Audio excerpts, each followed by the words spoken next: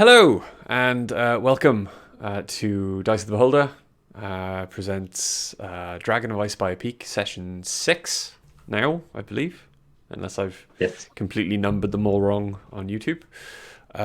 So yes, Session 6. Welcome back.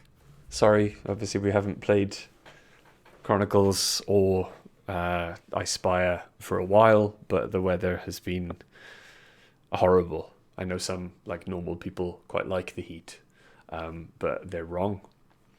Yeah, definitely. They're all wrong, every single last one of them. But yes, we have returned. Raring to go. And my computer is frozen. I'm kind of hoping that the stream hasn't. Yes? No? Seems to be going. I think we're okay. Yeah, it's still moving on, mate. Cool. Good. Excellent. But Okay. I'm normally a few seconds behind. Before we get into it then, quick word about our sponsors. First and foremost, as always, all Dice of the Beholder D&D content is sponsored by the wonderful Loki Battle Mats. Sneak Energy. Not Sneak Energy, but if you're listening, Sneak Energy, then yeah, we're all happy with it. But yes, Loki Battle Mats, an award-winning UK-based TTRPG accessory creator. There are many books of battle mats, little, big, giant sizes, and their modular book sets are full of amazing artwork that are an awesome backdrop to any tabletop game. If you are interested in finding out more, please search for Loki Battle Mats, Loke, on Facebook, or visit lokibattlemats.com to view their amazing artwork and shop their physical and digital maps. Our second sponsor is, as always, Blink Dog Dice. We love them. They are a awesome little dice maker based in Cardiff. You can find amazing examples of their work are available on their Etsy store.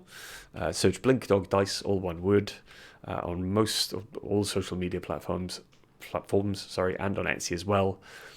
And go show them some love and tell them we sent you. And because I know someone who's had a very small warning. Penis. Well, that's not what I was going to say, but okay. I know someone who's had a very small warning recently, is what I was about to say. Give me a second. There we go. This is since it wants to work. Because they have a script. Yes, and as always, thanks to Sirenscape for the amazing atmosphere and music. Please make sure you check them out at sirenscape.com. You just have to be using it at your gaming table. And I feel dirty. But yes. You are a dirty bitch. Yeah. But anyway, let's get Hello. Physical. everyone else on screen. Hello. Hello. Hi. Ew. Okay, so last time, the Dragon of Icespire Peak, you made your way to the Lighthouse, where the local lighthouse keeper had not been seen in or heard from in quite some time. You discovered upon arriving at the beach, the lighthouse was surrounded by a growing, possibly arcane storm. The strange green light pulsing out of the top of the lighthouse, not like any other lighthouse you'd ever seen. You also discovered that there were harpies flying around it that had taken up their nest there. And you were waved at by a seemingly friendly giant crab. The giant crab enlisted you to help its master, a sea elf who had passed away, you don't know how long ago, but was now living as a banshee, a trapped spirit in a nearby cave.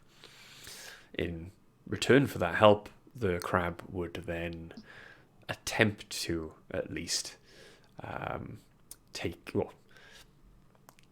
get you something nice and shiny from one of the shipwrecks below the waves nearby. You met the banshee, and instead of, like most D&D players are wont to do, instead of immediately attacking the horrible spirit form, you listened and agreed to go after her conch shell, her arcane focus, which had been stolen from her by a evil form now dwelling in the lighthouse. That's where it all started to go a bit downhill. I think it went downhill a long time before that, didn't it? No. You I think you hill went, was a bit you too went- small of wait. a word. You went back up the hill. Oh right, yeah. But no, about you're 100 right. foot downhill, am I You right? attempted to attack Down the cliff. harpies. That's when it went down cliff. And the harpies' enchanting song caused you all, literally one at a time, We're not a wise party. Hey, I resisted the first one. to step off the cliff and fall 100 feet, almost killing two of you, one of you just remaining on their feet and managing to get the other two up. You finally vanquished the harpies and made your way into the lighthouse. You discovered that the lighthouse had been co-opted by some followers of the evil storm god, Talos. And upon finding an altar that had a lightning rod from the top of the lighthouse straight through the building, driven straight into it, one of you was gifted, unwillingly, but still gifted, I hit it. I just hit it. the gift of storms. The Talos principle. Yes.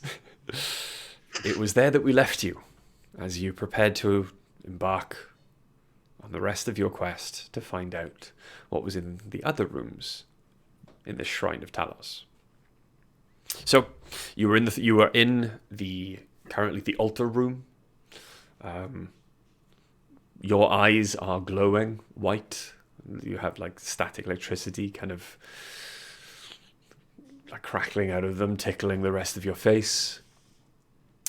What would you like to do?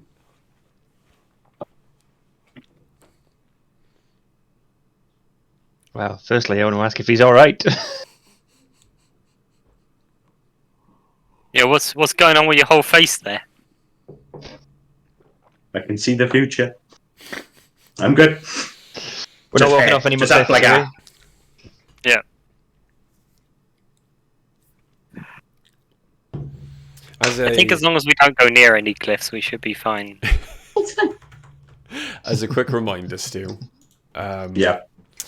Give me a second. There we go. The Charm of the Storm. Use third level yeah. lightning bolt. It allows you to cast the third level lightning bolt as an action. Once you use it 3 times, the charm vanishes. Cool. Okay. Got 3 little boxes now. Now, just as a quick reminder as well then, you entered this room, it being the door immediately to the left, out of a small kind of circular tower room that you were in which a spiral staircase led up to the floor above. There was one other door on this floor that you had not looked at, and then obviously the only other way was up. Baby. Should we check that other door then? Yeah. Yes.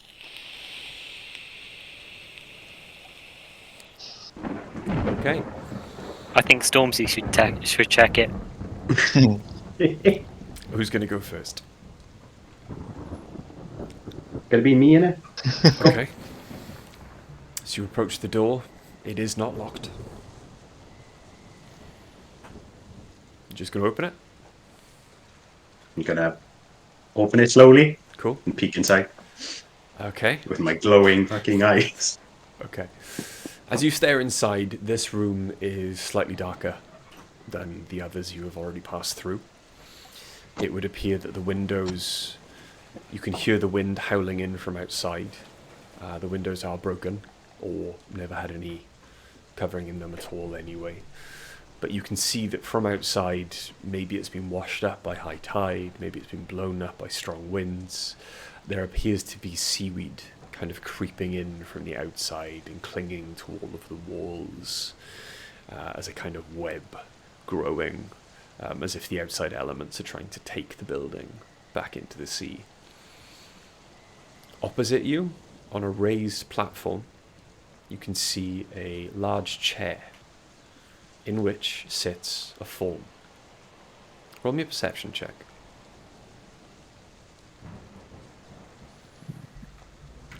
Okay.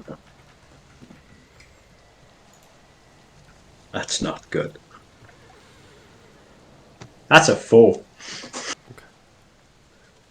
As you look then, you can see a barnacle-encrusted chair. It would appear that the form sitting in it, clad in, as far as you can tell, hide armor. Its lank hair kind of dripping down from its face. It looks almost skeletal, kind of mummified in a way. It appears to be covered in barnacles as well. There is a very large, even with a 4, you can see from here, there is a very large hole in the center of this guy's chest. And there appears to be nothing inside. Have any of the barnacles been covered in bioluminescent algae as a diversion? No, as it happens, they haven't. Bioluminescent algae. When you say a large hole, Yeah.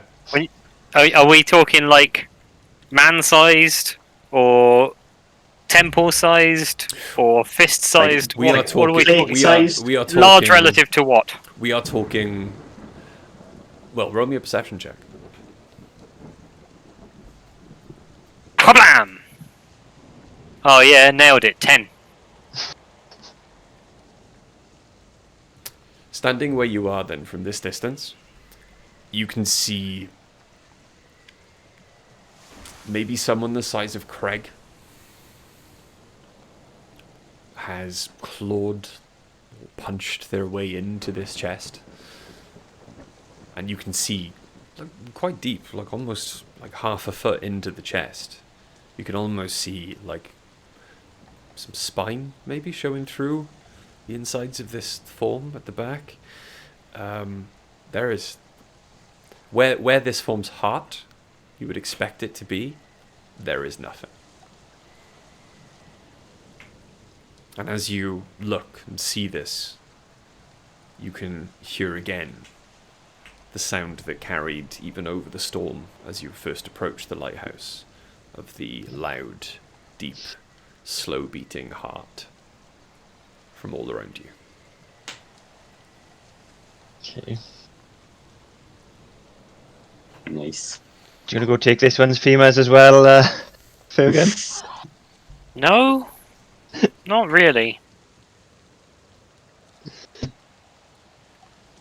Seems like it would be more involved. Nicky, roll me a Maybe perception tie check. shoelaces Okay. together. Alright. First roll on the new dice. Which, you were right to do, they're massive. Yeah, they are huge. Ah.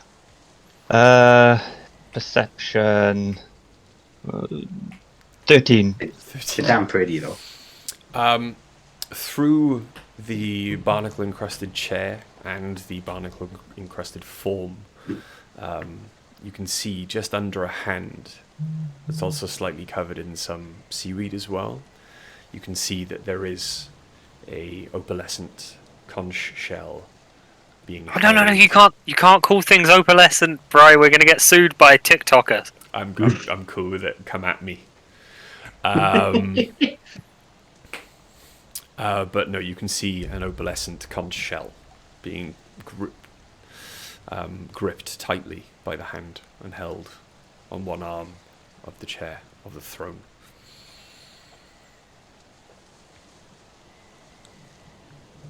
Gonna be real with you guys. I want to get that conch. Yeah. Do Was we the wanna conch what we were sent in here for? Yeah. Yes. By the banshee. Yep. Gonna be real with you guys. I think that conch is what we were sent in here for. Yeah. Is he going to come to life though? Why don't you fire some arrows into him first?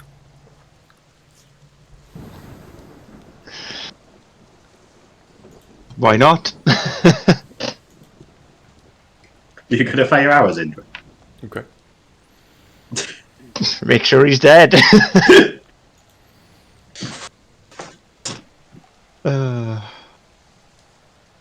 Let's have a look around the room first. Proper look around the room. Okay. See if there's anything else of note. Cool. Okay. Well, then, if you two look around the room, I'm gonna stand near him in case anything happens with him. Fair. Okay. So you're I going want to look up You're for gonna one approach- thing. Give me that grid. Craig, you're going to approach the form. I am. Okay.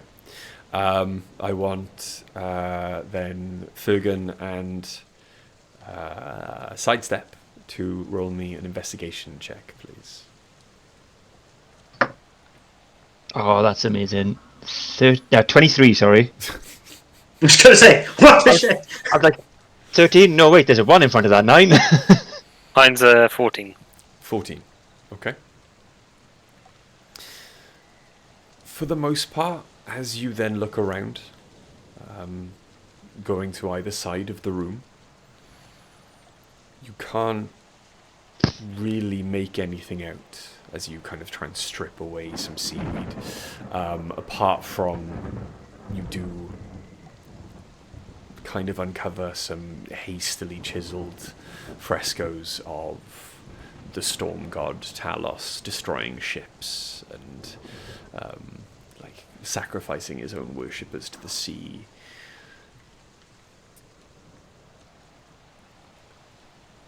Craig, roll me a perception check.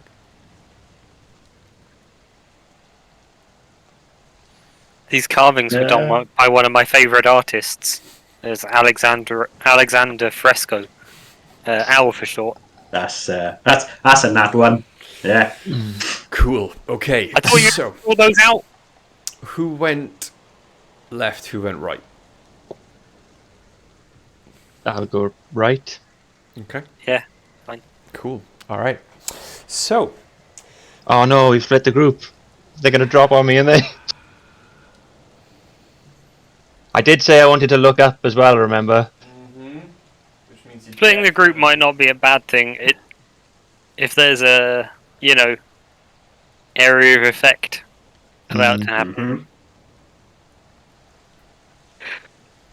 I think you've done that the wrong way. It's fine. Yeah, don't worry about it. It'll be fine. I can never remember which way the camera shows on the stream. Well, after playing Sea of Thieves, you can never remember which way's left or right. It's east or west in Sea of Thieves. Thank you very much. I mean, surely it's port and starboard. They don't get that. It varies. Sometimes we shout northwest, then other times left, left. Depends how stressed we Yeah. are. Depends how The close whole- to the dock we are. Yeah. The whole port and starboard thing pisses me off anyway, because the whole point of it is to have like a direction that's objective on a ship relative to the orientation of the ship.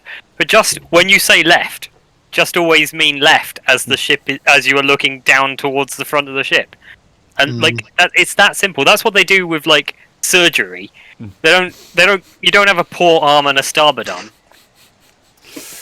Okay. As then, Nikki, you are looking up. Oh, sorry, Sidestep, you are looking up.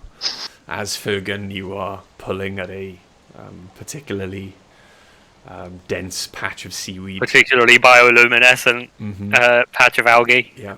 As a diversion. I've been diverted. And as then, Stu, you kind of glance away from the form. You glance back in time to see a burst of light come from its outstretched hand. Not unlike This is probably a good thing. Not unlike the colour of your eyes at the moment. I would like Craig and Sidestep to make a dex saving throw, please. Awesome. Oh, terrible. 10. 9. Stu, I think you have advantage on this. Oh yes. Advantage on dex against effects you can see while not Not blinded, blinded, deafened, or deafened, or incapacitated. incapacitated. Barbarians. They're not that great. 14. Okay. Better than a 9. I agree with your maths. I checked it just quickly. I agree. Okay, so let's have a look. We should have just cut its head off. What straight off. what was your saving throw, Nikki? It was 10. 10. Okay. So, Craig, you take 13 points of lightning damage as a lightning bolt sails from his hand, passes through you. Isn't he resistant? No, Because yeah, of his raging. only when you're raging, okay. Yep. And also then hits sidestep before crashing into the wall. Sidestep. It's gonna hurt. Sidestep, you take 26 points of lightning Jesus damage. Christ. That's most of your hit points. That. I would like everyone to please roll initiative. I said we should blast the guy before we walked in. Yeah. We should have taken his fucking femurs. Oh, thank God, that was nearly a nat 1 on that. Initiative 19. Nice. 11. Okay. 11. Okay. This one's coming back. There we go. All right. So, as you turn then from just being hit, almost mortally wounded by the lightning that has crashed into your body, Sidestep, you go first. I would like to move away from everybody Okay. so that doesn't happen again. Okay. Get You're behind pretty away something, from Nikki. everybody already, mate. I'd like to go further away because obviously that just hit me and nearly killed me.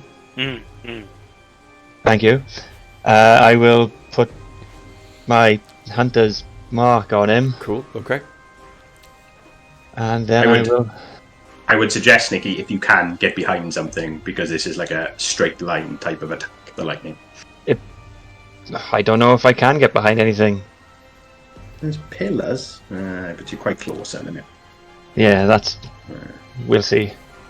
Alright, I will take a shot at him. Cool. Go for it. That is 25 to hit. 25 definitely hits. Roll for damage. So I get you, and you. I will re-roll that one. And thank you very much. That Brian, is you need to 6, put the battle cam 12, I did. 6, 12, 13. It's been a while. 17 been a points of while. damage. Christ. Hang on. Did the dog just start barking because I started singing He did. Stained? Yeah. Stained? Was it Stained who sung that? Yeah. It's been a while.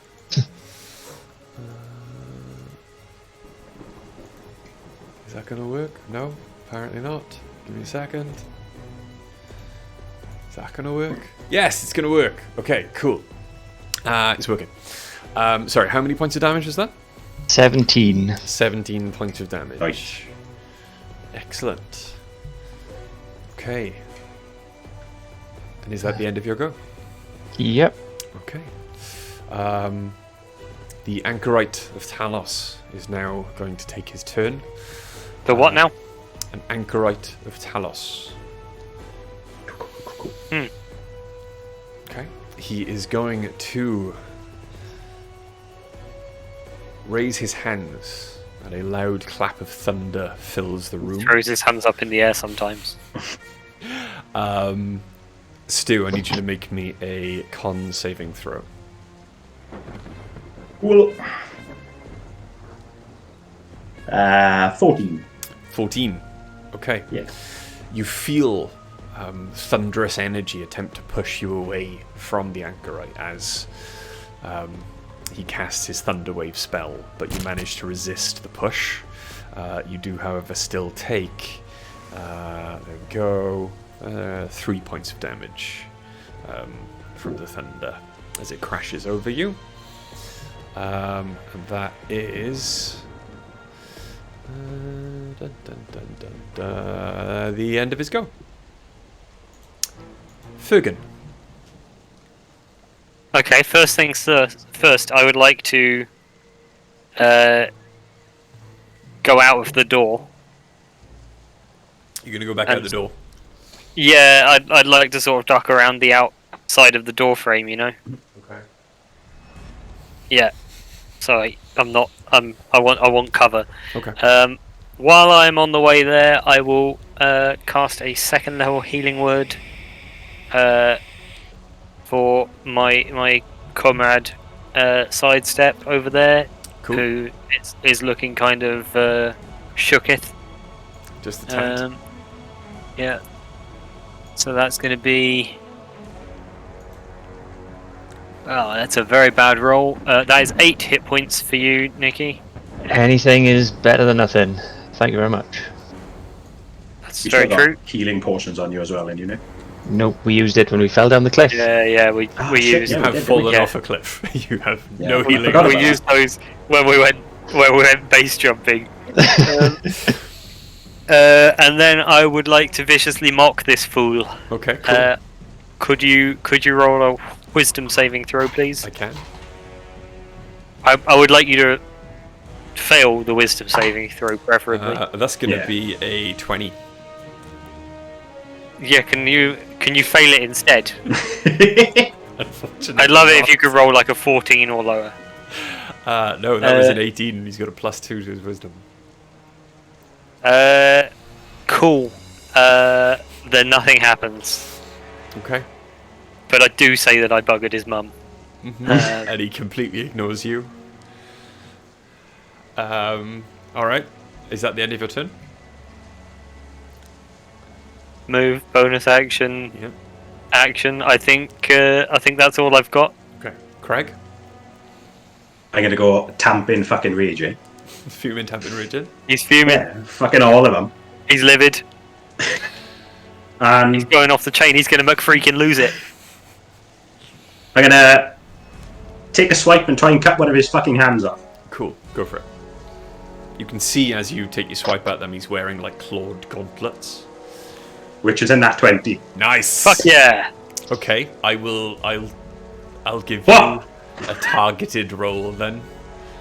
So Okay. the one holding or the one not holding the conch? Which was the one he raised to attack me with. His right hand. He was holding the conch in his left. There we go. I'll take the right hand. Cool. Go for it. Right. So, fucking forgotten how to do this shit now. Ba-ba-bum. So, You roll a dice. I know that. Or some dice, because it's damage now. Leave me be for like 2 seconds.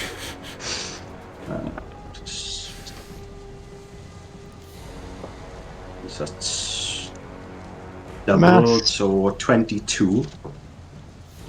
22. Okay. Yeah, that's 22. But I get I can roll 1 additional dice for damage as well. Part of savage attacks when I get a crit. Cool. Go for it.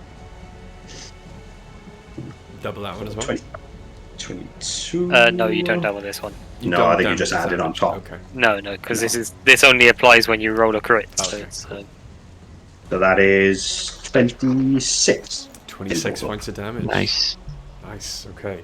He is looking messed up from the 2 almighty hits he has taken already. Is that the end of your turn?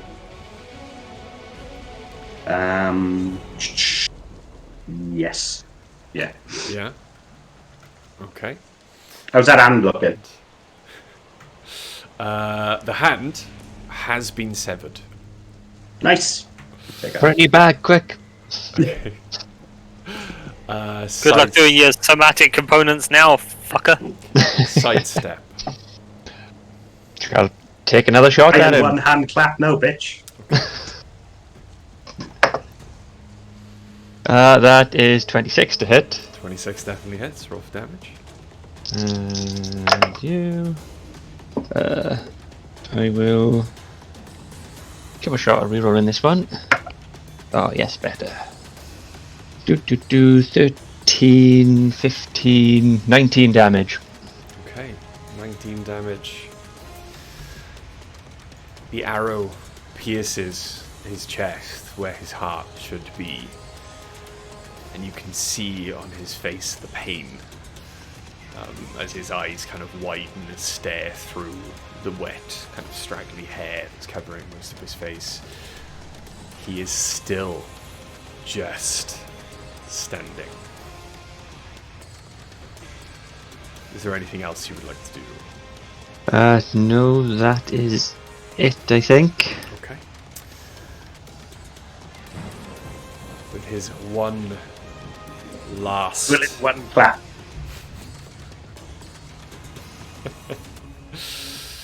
Okay. With his one last breath, he reaches out the conch towards you, Stu. Well, That is going to be a 22 to hit. yep. Okay. And second.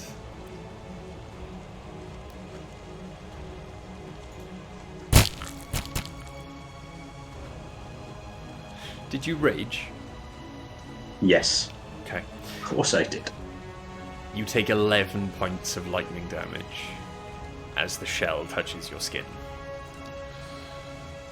And that is halved already. So you take 11 points of lightning damage.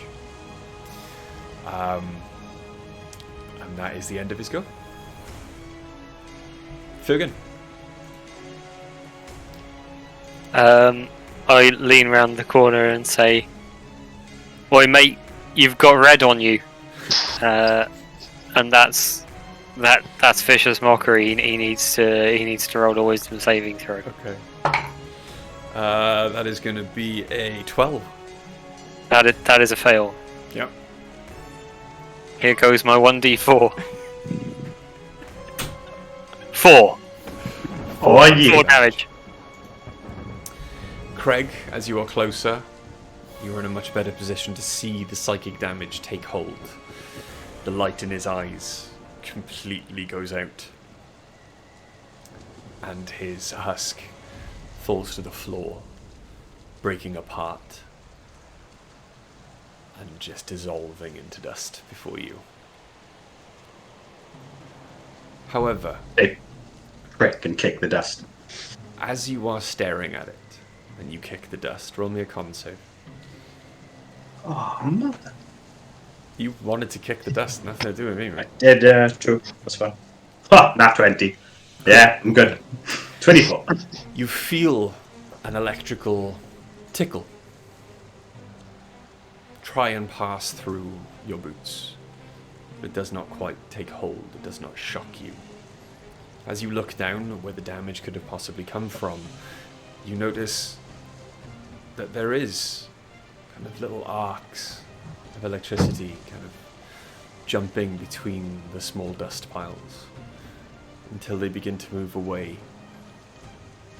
And just out of the corner of your eye, not almost disappears, almost invisible if you stare straight at it, but just if you squint, catch it in the right light, you can see the electrical charge of the humanoid form start to grow, become more solid, very slowly, as I the think dust we need begins to be sucked up from the floor and starts to surround the electrical form.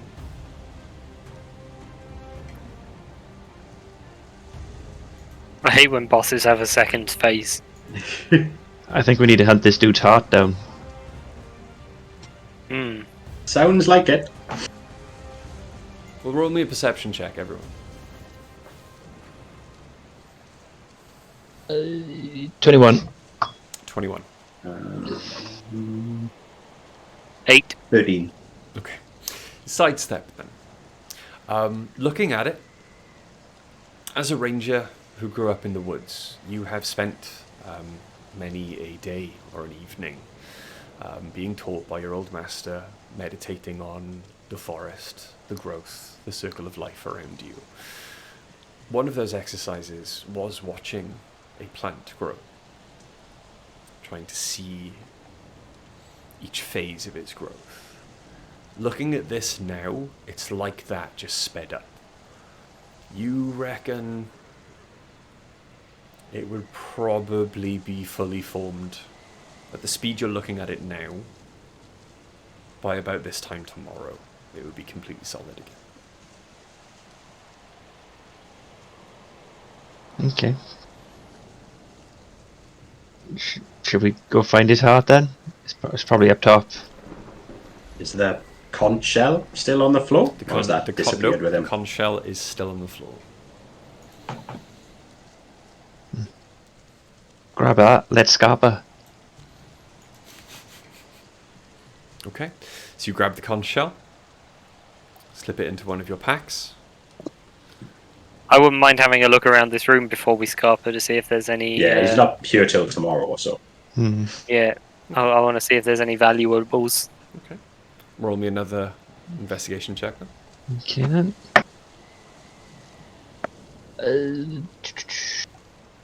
Oh, I'm just garbage today. 19. 5. 19. And 19, yeah. Okay. it's all on you, Nicky. Okay. As you then have another look around, this room seems quite Spartan.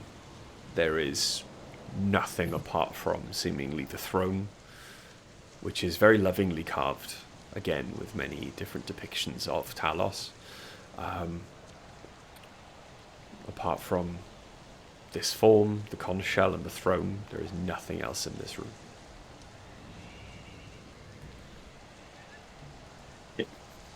Shall we go out to this room then and maybe go have a look upstairs? See if we can find his heart before he's formed again. Okay. As you make your way upstairs then, up the spiral staircase, the first door, or the last landing, the only other door you've seen, is broken. The wind howls in through it. And you can see a large, flat, kind of rooftop, surrounded by a low wall. Stuck straight through the roof, and rising maybe 10, 15 feet up into the air, is the top of the lightning rod that you tried to strike from the bottom before. As you step out, you are bathed in a green glow. And you can see behind you that the tower does still go up, but the stairs continue up around its outside. And you can see there, at the top, the beacon, or where the lighthouse beacon should be. The green glow does pulse, like a slow heartbeat.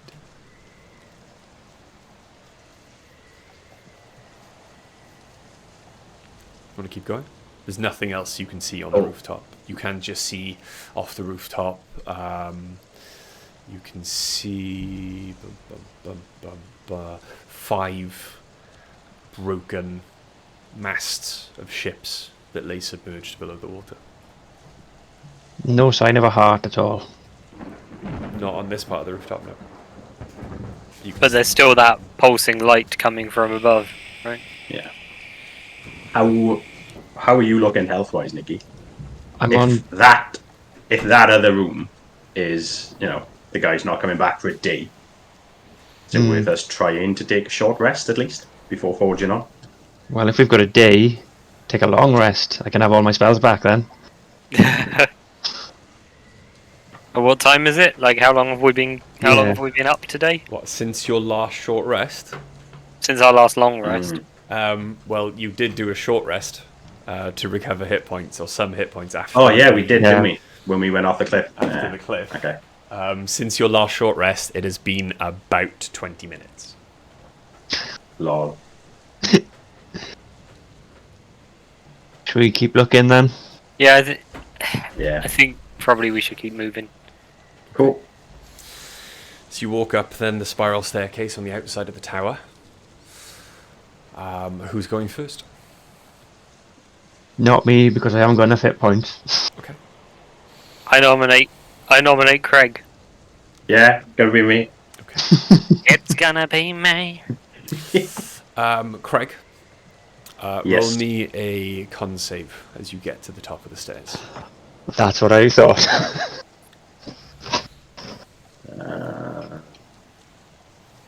60. 16. Okay. You are blinded for Hey. 1 minute. You cannot see. You automatically fail any ability check that requires sight. Any attack rolls against you have advantage, and your attack rolls have disadvantage. The con save was not to stop being blinded. The con save was so just before the blindness takes hold, the pulse of green light that you see is so strong it completely obliterates your sight. However, just before it pulsed, you did manage, you think, to see a small heart-shaped gem where you would expect a large fire to be burning in a lighthouse, placed on a pedestal. And now all of you, over the sound of the storm, can hear very close by the loud, throbbing beat of a heart. I hear your heart beat to the beat of the drum. I grab my face. My beautiful electric eyes. What's going on with you there, Craig? I can't see shit. Did you look directly into the light? Maybe. It seems to be... I think there's a heart. Oh, cool.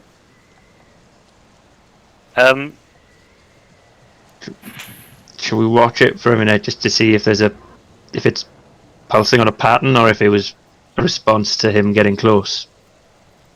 Well, I'm not watching it anymore. I can tell you that. Well, I'll lead him down a little bit and sit him down whilst he's blind. Okay.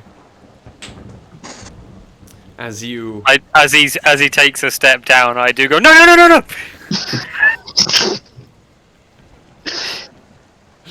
Survive this one! You sit there for a minute, then your sight does eventually return. The corona eventually lifting. From what you can tell, the heart, it is a heart-shaped gem. It's been enlarged to maybe 10 times the size of a normal humanoid heart. Still quite small, relatively, but it's just there at the top of the tower.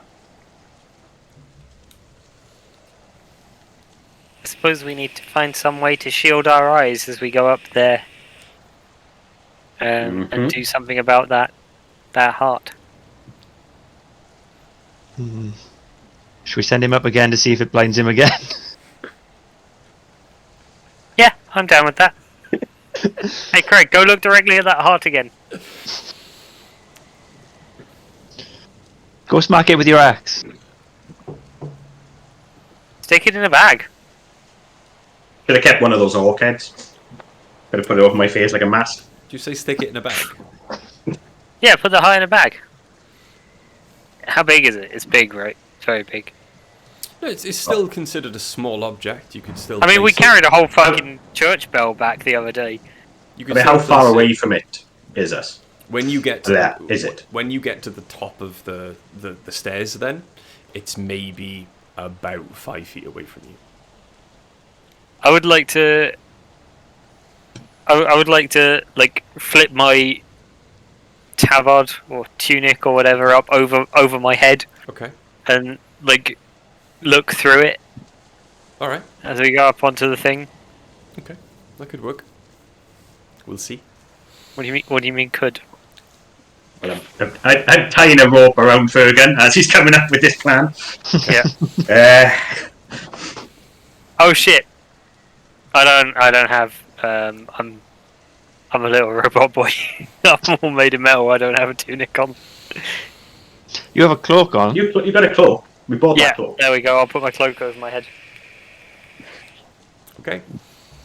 As you get up, then feeling your Sending way a up the stairs, sending a child with essentially a blanket over his head. taking Upstairs. taking a child into battle. This is like that room in the temple all over again. I've only almost died twice. This is the least of your child endangerment crimes, okay? As you get to the top of the stairs, then, Fergan, you can see the pulsing energy through your cloak. It does not blind you. Fucking nailed it. I'm a genius. What do you want to do? An Indiana Jones moment now. Yeah, I want to like investigate around the heart. Like, is it resting on something? Is it It is floating about 5 feet off the floor. okay? Can I see what's making it float? Not through the cloak. I'm not taking the cloak off. Well, then, no. I put the cloak. I walk up to the heart, Mm-hmm. and then I turn my back to the heart Mm-hmm. when I'm close, and I take my cloak off and I throw my cloak over the heart. Cool. The cloak settles over the heart then, hanging there like some strange cloak ghost, 5 feet off the floor. You can still see the light pulsing through it, however, it does not blind you. It is not being suspended, it is not being hung. The cloak didn't touch anything as it went over the top of it, and as you move your hand then underneath, it doesn't seem to be resting on any kind of invisible form. It seems to be floating under its own power.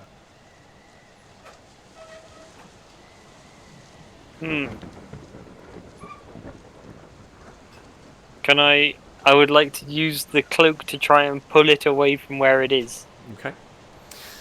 As you tug then, it is like you are trying to tug against the foundations of the lighthouse.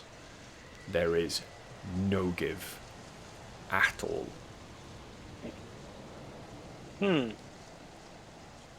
Craig smash.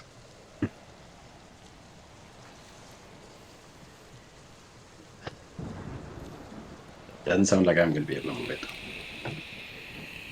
I think it's safe for you guys to come up now. I've put a cloak over it. And go up. I'm gonna slowly walk up the stairs with my hand over my face. Just watching my feet. Okay. Stubs his toe on every step. As we get to the top, I'm going to shout, "Oh God, no!" Holding the back of Nikki. You both make your way to the top then, and as Fergan has said, it is completely safe. You are no longer blinded, but you can see Fergan's cloak just hanging there around this pulsing green form. I found that the heart gem. I think it's probably quite valuable, and I think we should take it. But I can't move it. I'm gonna try and move it. Okay. Do you like to move it? Move it. Rolling a strength check, Ian. Yeah. That is shit. That's 11. Again, as you tug, it feels as if you are tugging against a mountain. There is no movement whatsoever, no give. You don't even change its orientation as it's floating there. It seems to almost like it's a fixed point. I crack my shoulder and go, just tired. And sit down. Can I have a good look around the room in case there's anything else? It's not a room. You have it's stepped just a onto room. effectively a platform. There are 3 openings. The wall that you pass through is the only one that's closed off. You can see now out as you look around the platform you're on, covered from the rain by a small roof above. You are staring out into the bay and off across the sea. We still see that harpy just slowly fucking up. Oh no, the rain's way too heavy, and it's been 20 minutes. She's like quarter of the way towards it. As As we picked it up, guys, should we check out that conch rather than just whapping it in the bag? Yes, I think we should do. Alright, I'll pull it out just to have a look at. Okay. Hope you mean the conch shell. There was a child breast. Roll whatever checks you want. Investigation, Arcana. I would like to roll an Arcana check Cool. personally. Go for it. I will do investigation, which is a 23. Nice. Okay. Nice. I rolled a 12. Okay. Sidestep then. As you hold it in your hands, it's got quite a lot of weight to it. It appears not to be made of a natural or biological material. It's almost like it's made of a mixture of some arcane mixture of metal and marble, polished into a strange shine, and as you turn it in the light, it seems to reflect and change the green glow into reds and blues. Now you're just saying opalescent with extra steps. You're going to get us fucking sued, mate. Fergan, you recognize it immediately. As you run your hand over it, you can feel kind of the arcane energy emanating from it. It has no fixed kind of school of magic. It just seems to be, as the sea elf Banshee said, it is an arcane focus. A very well made, beautiful, but simple arcane focus. I don't know if this is going to be stupid or not, but can I touch it to the heart? Over or under the cloak? Oh shit! Under. Don't cross the streets. Okay. You reach under the cloak then. I'm gonna push Fergus behind me. You touch the conch shell to the heart. Nothing. Oh God. The only thing you can feel through the vibration of the conch shell is There's blindness in your finger. a much stronger, like heartbeat pulse against your hands. Okay. I'll put it away for now then. So, as we have like a day before that dude comes back, should we take the conch shell back to the beach? Yes? Yeah.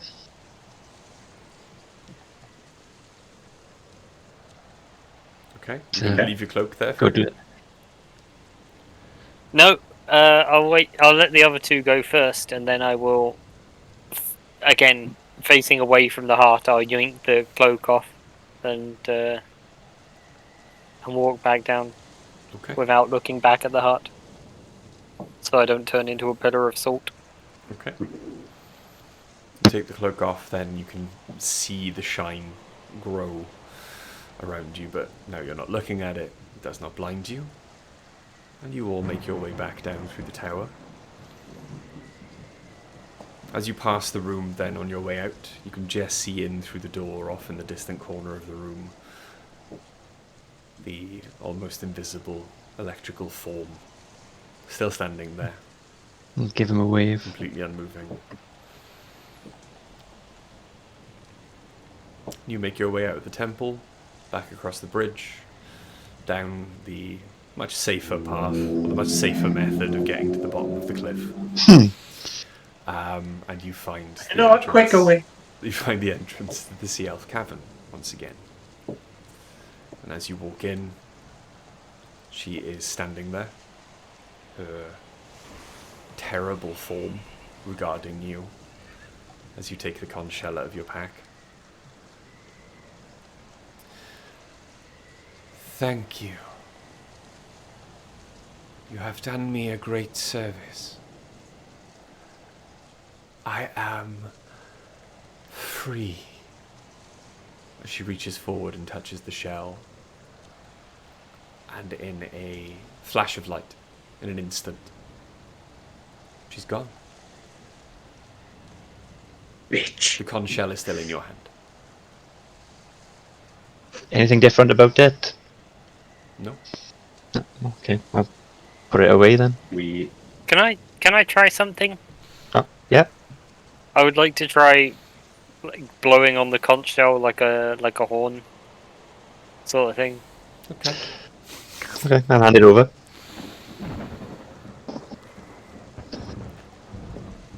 All right.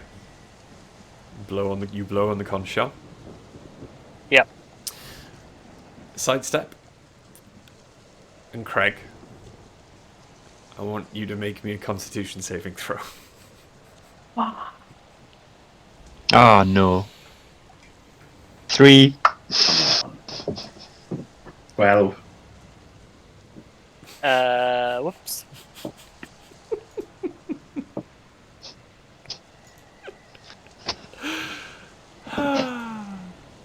Okay. Right. Let me just hang on. There we go. Okay. So, Craig, what's your DC? Sorry, Fergan? 15. 15. Okay. Yeah, you both failed. Sidestep and Craig, you both take 12 points of psychic damage. Woo, I have 1 point left. Oof. What happened? What happened there? You hear from the conch shell a mournful, keening, high-pitched wail that fills the room, almost like the lamentful screams of a desperate woman. I'm gonna take the conch shell off of Fergan and put it away. I wanted to know if I could use it as a musical instrument. I don't think it's a good idea. No, neither do I now. it melts the brain. Stop. My brain's not melted. Everyone roll me a perception check. Sidestep and Craig with disadvantage, Okay. because your ears are still ringing. Okay. What are we rolling again, sorry? Perception 17. Perception, yeah. 17. Okay. I rolled 7 in total. Okay. Fuck. That's not that different. 16. Even though then your ears are still ringing, both of you still hear from behind you as Fergan kind of looks quite guilty and ashamed of causing you so much pain. You still hear the skittering sounds of many hard, shelled feet or limbs making their way up the cave entrance towards you.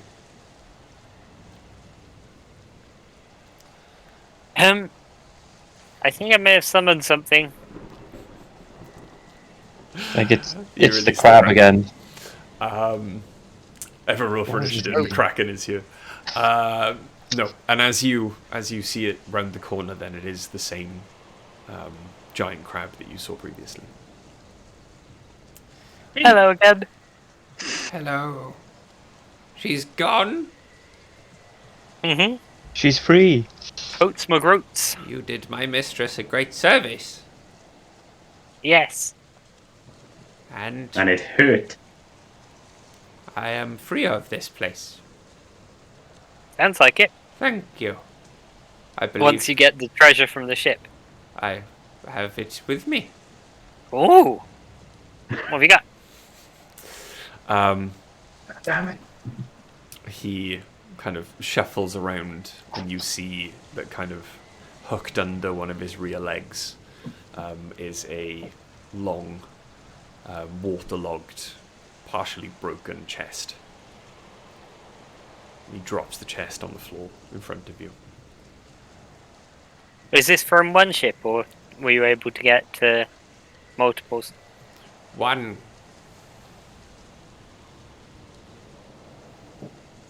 Let's have a look at. Well, have a look in it. Is it? Now I will return from where I was summoned. Where were you summoned from? The sea. Quick I am question. a crab. Quick question. Are there any other giant crabs around here? No. Specifically, any other sentient giant crabs? No. I came from quite far away. Giant crabs are not native to this section of the coast. Why do you ask? No reason. Just curious. By then. He turns his back on you and starts to make his way out of the cave. Fucking blast him. Get a shout after him. We do need a giant. I'm going to whisper to the other two that we do need a giant crab claw for the Blast Dabra. him. Fucking destroy him. Are you going to? For like one fucking portion to breathe underwater. No, this was for something else. I Oh, think it was, for wasn't it? frost resistance, which is going to be really Yeah. important if we have to fight that dragon. Yeah. Yeah. I'm gonna wait until he's like 100 feet away. I just don't want to be how this is how we go out. We're Oh, a do you fucking wanna- crab. The water is less than 100 feet away. Oh, okay. How are your hit points looking, Craig? Real good. My money real good Not right great. now. I'm on 27. I'm on 1. Don't worry about it. It'll be fine. It's just a crab. Are we I'm going to gonna- do this to this I'm fucking gonna, crab? I'm gonna back up behind Craig and then take a shot before I change my mind. Don't forget to Hunter's Malkin first. I haven't got any Yeah. spells. Oh no. It's 27 to hit. I'm gutted because it's a 19. If it had been a 20. Oh. But yeah, Sorry, what was your to hit? 27. Yeah, it hits. Oh, I only get to roll these 2. I'm gonna take a shot at rerolling that one. Oh, that's cocked. There we go. So that is 13 damage. The arrow pierces its shell, driving itself straight through the soft crab flesh and out through the friendly face that you met on the beach when you first arrived. And the crab shakes, shudders, and collapses in death on the cave floor. Gotta go Thanks, take Deb. his I am claws. appalled. Do you know, I'm so glad Nicky shot it, because I was going to ask, it's weak to lightning, right?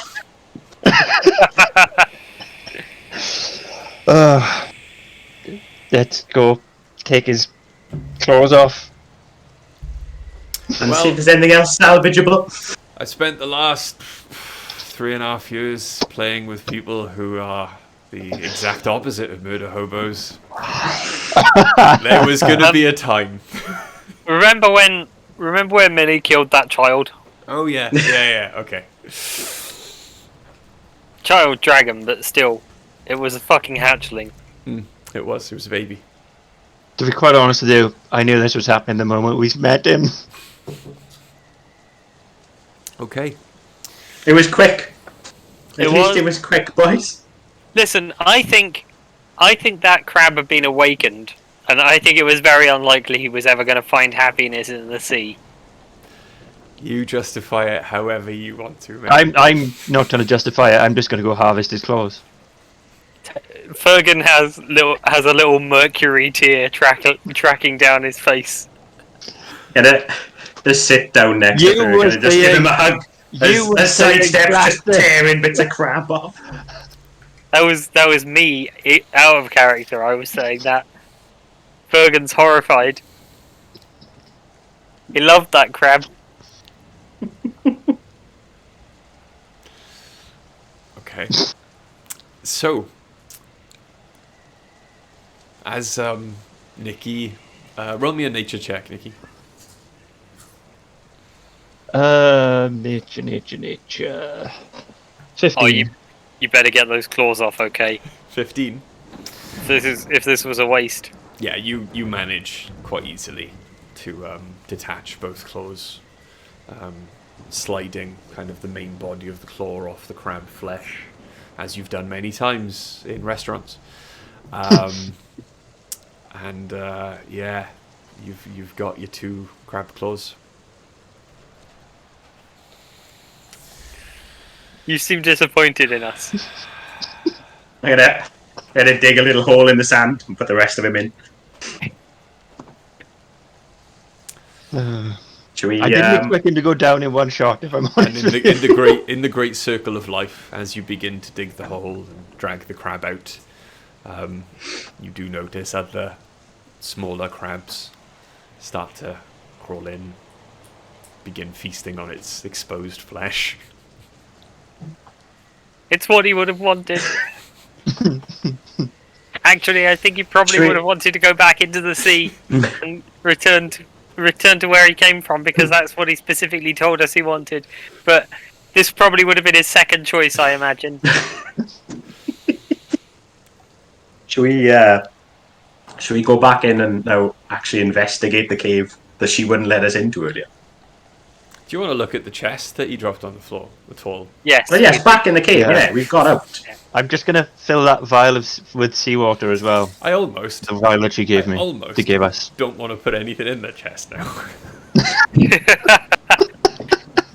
You find it. Well, that was You open the chest and there's a crab claw in it. It's a chest. It's a chest of waterlogged silk. that would just convince me that this crab was shit at treasure hunting and that he deserved to die. So we've got 2 crab claws now, and I filled that vial with seawater, so we can get that out of the way. Then I'll go back in. You see on the top of the chest then a stamped, quite elaborate design with the words "the sea urchin" kind of etched into it. And as you open the chest, you do find the chest is mostly packed with straw. But when you kind of delve through the straw, most of it rotten and coming apart in your hands, you see a 9 to 10 inch tall statuette of a mermaid, made entirely of stunning, perfect blue quartz. Blue. That you would think was worth maybe 100 gold. Okay. Honestly, he could have done better. This is kind of chump change. Anything else in there? Or is it just that? Just that. See, I feel justified now. There are, however, 4 other ships.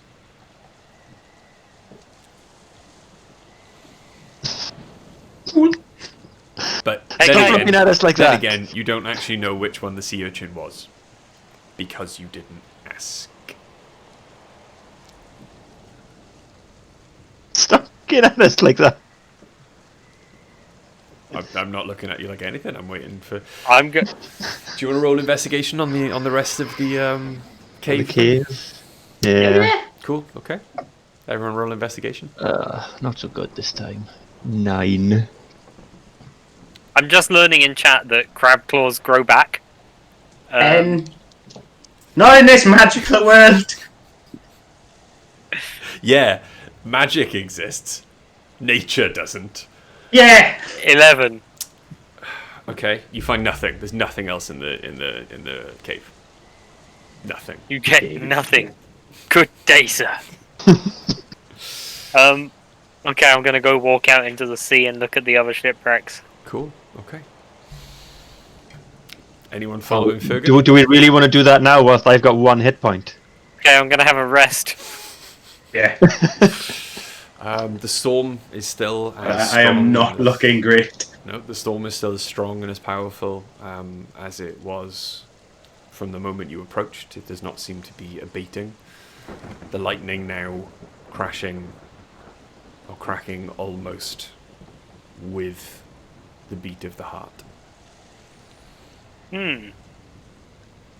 concerning. Where would you like? Rest Where would you like in to the rest? cave. You're gonna rest in the cave. Yeah, Like, we'll that's rest in the safe. cave, I think. You're gonna We rest know there's nothing in there. in the home of the crab. You are Sidestep, you could are you- every. Dead! It's our house now! You're every Sidestep, player could you get a character. fire going, please? This was the Banshee's house. Sidestep, could you get a fire going, please? I'm gonna go and rip some legs off that crab you murdered. Oh yeah, food. Okay. Yeah. Okay. So you Oh. can, if you wish, click short rest on your character sheets. Roll your hit dice. See how much you get back. If you want to use some. I'll be I only honest, have- I think some I of you want to should. use some. I only have one hit die left, but I also am only one hit point off full. Oh come on. My first Right, I roll don't know if on a you've hit seen- die 1. I don't know if you've seen that Jenny's redeemed the character creator perk. Sorry, I lost sound then for a second. What were you doing? I don't know if you've seen that Jenny has redeemed character creator Mm-hmm. and has a time sensitive request. Ginormous revenge crab. With like Kraken stats. Yeah? Because these guys right now could not take a juvenile Kraken. What?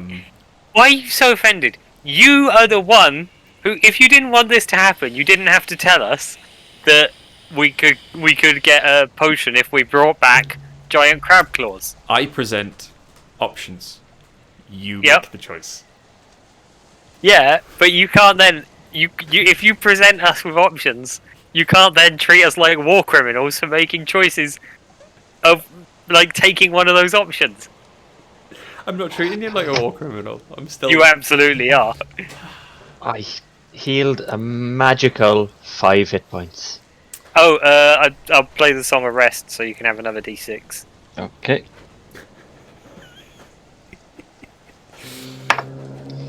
Oh, another 4. Yay, I'm on 10 hit points. Is Craig using any hit dice? I have none left. Yeah! Yep, done it. Still struggling. Okay. And I've only got 1 rage left. Did you do that D6? He said. Yep. Maybe we should just Go take it back easy. to town. Take Maybe it we easy should for the rest of the day. Take it easy for the rest of the day. We'll investigate the Yeah. upper shipwrecks in the morning. Oh, that Do we want to kill the dude before we do the shipwrecks in case? Because Kill him it's kind of again. nasty. yeah. It wasn't that hard to kill last time. No. But I think we probably got to destroy his heart first. That's my concern. How do we go about doing that? Good question. Push the lighthouse into the sea. I'm strong. I don't think you're strong enough to push a whole lighthouse. Sounds like a challenge. Can we go look for jellyfish? Wanna go in the sea with the sharks. On the beach. You want to go look for dead jellyfish on the beach? It's the last thing we need for that potion. True. Okay. Yeah, I suppose that falls under taking it easy. As long as I don't get In- stung, I should be fine. We'll investigate the beachfront, yeah? Okay. Yeah. So you spend Yep. the rest of the day then until you are tired enough for a long rest. Searching for jellyfish. Roll me a nature check, everybody. Oh, this dice and it's 19. Come on. man. Or in fact, no, a survival check, sorry. Oh, shit. Oh, survival. Oh, that's even better. 24. It's an 18 either way for me. Okay. Yes, and that one for me. I ain't not find anything. I've just found sand. Craig thinks that jellyfish can fly and spends the entire What do you- afternoon what do you looking think in of the sand? sky. Yeah, what do you think of sand, Craig? The entire search is accompanied by the crashing of thunder and the beating of the heart. But Sidestep and Fergan do find quite a few jellyfish. More than enough to take some jellyfish tentacles off, or tendrils, sorry, and stuff them into your pack. I'm There we go. the entire time I'm playing like an extremely sad dirge on my loot. As I mentally compose a eulogy for the crab. A crab lament. Yeah. And then, as you take your long rest, I think that's a sufficient moment to take a break. In answer to both of your last comments, Ian, Jenny, it absolutely did.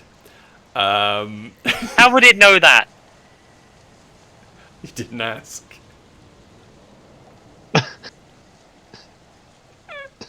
It was the familiar of a powerful sea elf sorceress killed by the person that you were trying to stop coming back to life. It might have known some so stuff. I presume that she didn't know how to beat him, otherwise she wouldn't have been killed by him. She might have had some ideas. But no. So you can all take a long rest. Thank God for that. What, was the crab meat nice or? Yeah, the crab meat was lovely. Sweet. Tasted, quite salty. A bit like regret. Doesn't taste No, like regret. no regrets here. No regrets here. However, yeah, you can all take a long rest, and we'll take a break there for a couple of minutes. What's the time now? 25 past. Join us in about 10 to 15 minutes for part 2, in which I can introduce another jolly NPC for them to consider killing. See you all in a bit. Bye. Bye from Waffle.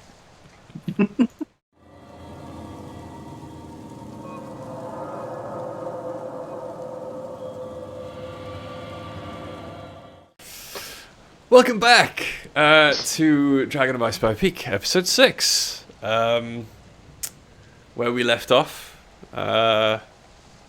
you just, successfully freed the long imprisoned spirit of a sea elf who'd been turned into a banshee. You'd been paid, as per your agreement with her giant crab familiar, and then horrendously murdered it as it walked away. I'd like to, a point of order though. Set it free. Did you say it was a familiar? Yeah. Well, it's not dead then. A familiar is a fey creature. When you kill it, it just goes back to the Feywild. Everything's fine. A familiar created by the summon familiar spell. Not a familiar reared from. Listen, words have meanings, Bri. You've woven into this grand tapestry that you're producing here that was a familiar. In D&D 5th edition, a familiar means a fey creature summoned by a magic user. So it's happy back in the Feywild where it belongs. Okay. That crab is on a field with Petunia, running through the daisies. Besides, it's not even dead. It's pining.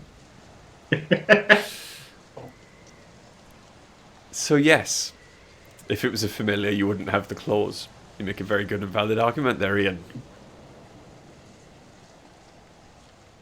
Alright, it's a real crab and we fucking murdered it. What do you want from me?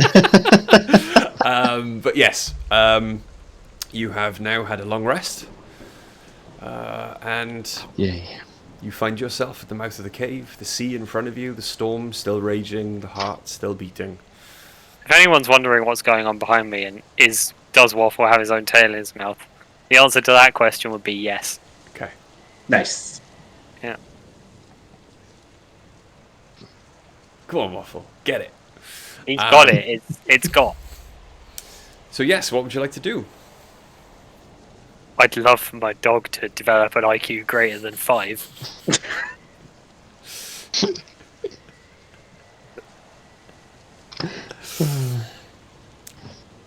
What would Fergus, Sidestep, and Craig like to do? Should we go check out the ships? I think I've developed a theory that maybe if I blow this conch near the heart, that would destroy it. That's possible. Stu thinks it might have something to do with the ships to help. That there might be something there that'll help us. I'm very wary about because I think the heart's got something to do with the storms, and I'm very wary about going out into the sea while the storm's still happening, and all the lightning, because of electricity and water and stuff. So I'm made of metal, so gonna go back into the lighthouse then. Sounds like it. yeah, but this time we're gonna straight up ambush and destroy that corpse guy.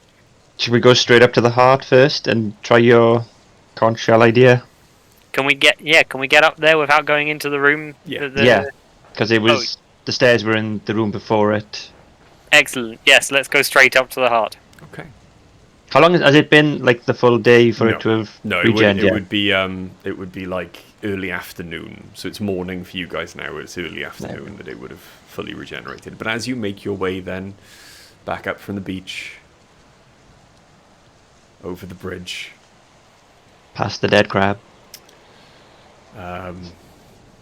There's some of a dead crab into the house. Because its claws have been ripped off and we've eaten his legs. Mm-hmm. You get into the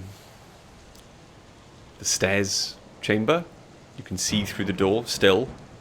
The form is a lot more solid now. It is still see-through, but you can see it now. It is rapidly regenerating and becoming more solid, almost from the feet up. Like its legs as we go past, I give it one Give him another wave. It's still unmoving, but it's almost time. And as you make your way up, the heartbeat getting louder, you eventually get to the top. Just before you make your way over and are blinded by the pulsing light, I'm assuming one of you takes out a cloak. Yeah, I'm going to wrap a cloak around my head. Okay. Well, yeah, definitely. You approach the heart with a cloak wrapped around your head. I take out the conch. I get a bit of distance down the stairs on this one. Yeah, let's only have one of us up here. Okay. I take out the conch. I've got it in my bag, I think, 'cause I took it off you, so if you want to go down. How far away would you say you would like to be from Fergan?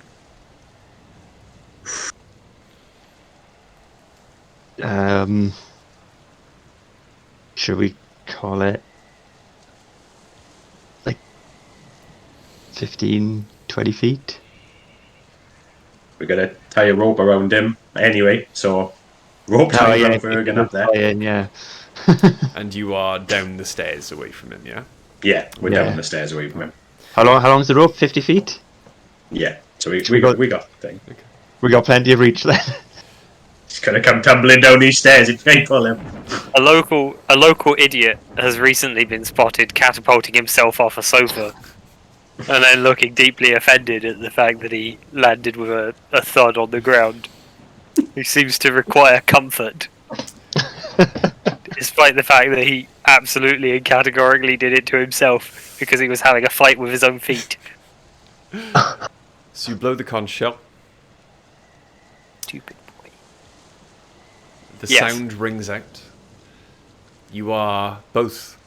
You find yourselves far enough away from Fergan that you can hear the horrid wail, but it does not affect you this time.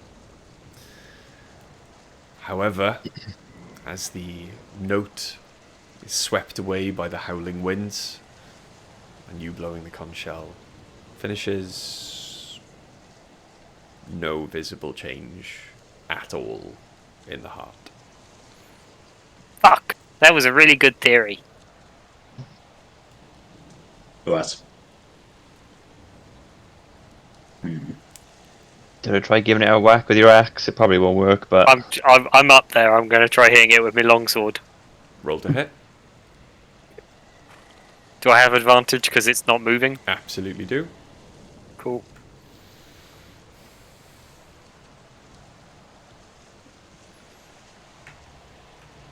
Seven. Your sword does strike it, clangs off the side of it. No. Let's paint a word picture here. I raise my sword above my head and I go charging towards the heart. Ah! Ding. Unfortunately, the blade side of your sword did not strike true, and it just clanged off the side of it.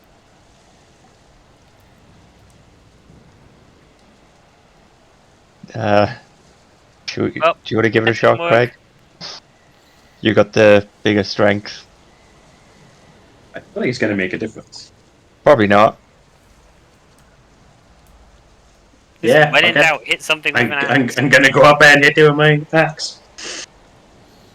Okay. Roll to hit. I'm going to bring Fergus down a little bit.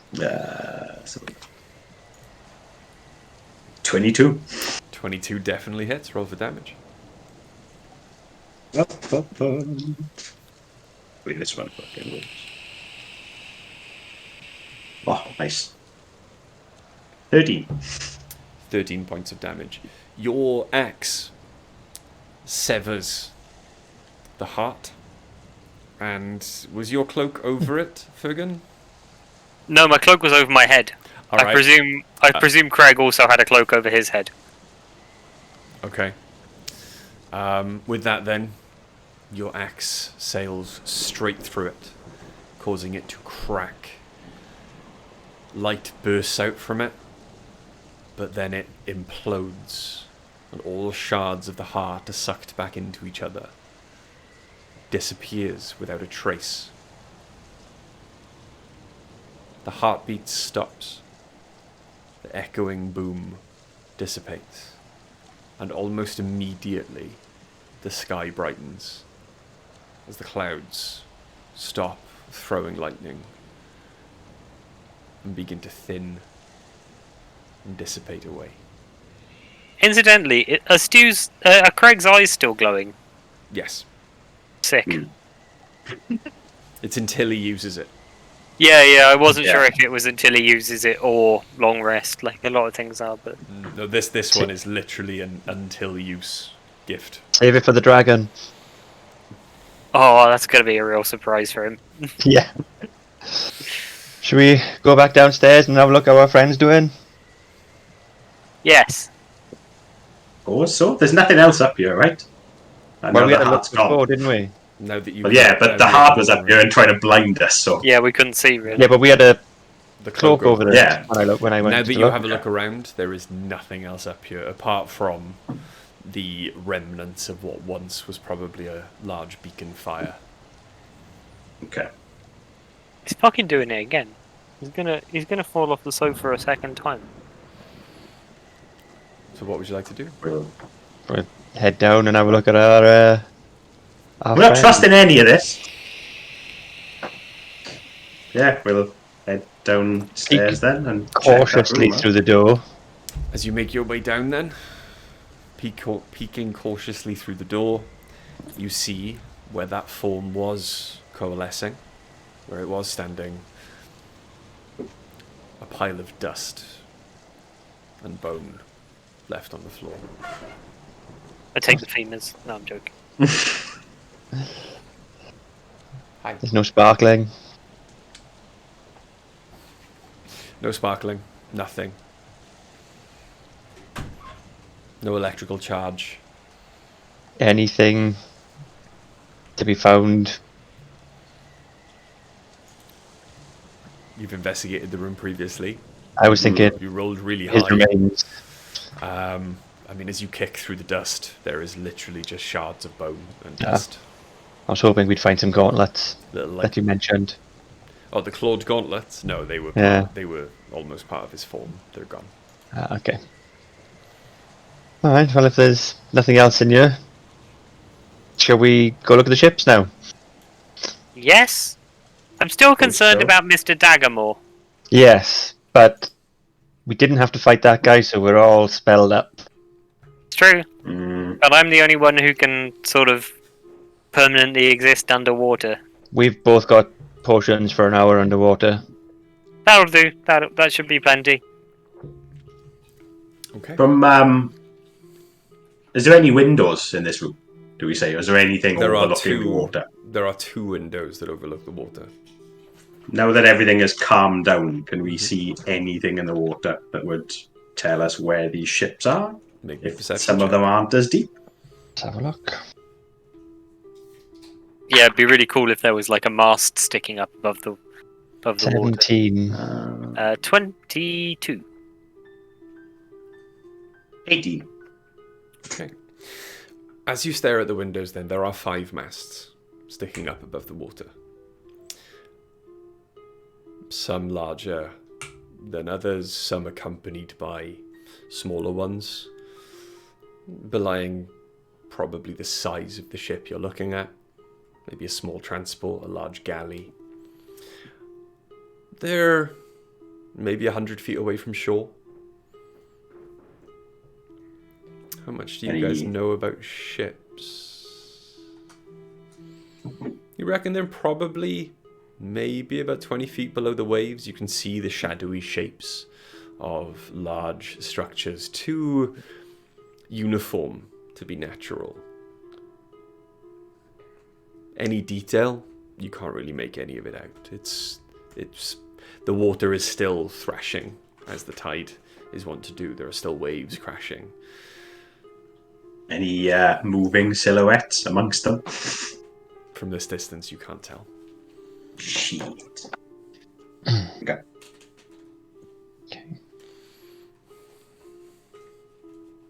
Surely with a 22, I can see pretty much everything. You can see absolutely everything above the waves.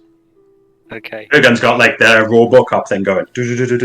Yeah. It's not like crystal. It's not the crystal clear Terminator waters vision. of the Bahamas. Yeah. It's quite murky. Swansea Bay. Okay. You're quite murky. So Okay. I think we Are we should gonna- head down to the water. yeah, we're gonna go. I'm for sure it's going to be the fine. bigger ships. We can. First? We fought like a ghost and 3 harpies and that electricity guy. I'm sure we can fuck up a shark. We nearly killed the dragon. We did. Dragons are definitively tougher than sharks. There's no cliffs underwater, right? I think there are, but if you jump off them, I'm pretty sure you can. You don't take damage. Yeah. Let's head down to the beach near the ships then, is it? Yes. Yeah. Okay. You make your way then back down to the beach. You going to make your way straight underwater from here, or swim out and then go down, extending your time with the potion? I think we should swim out. Yeah. Okay. That's gonna be our best bet. Well, Yeah. Fergan will walk out. I looked it jump up. on my back. Warforged can swim normally. It's fine. Okay.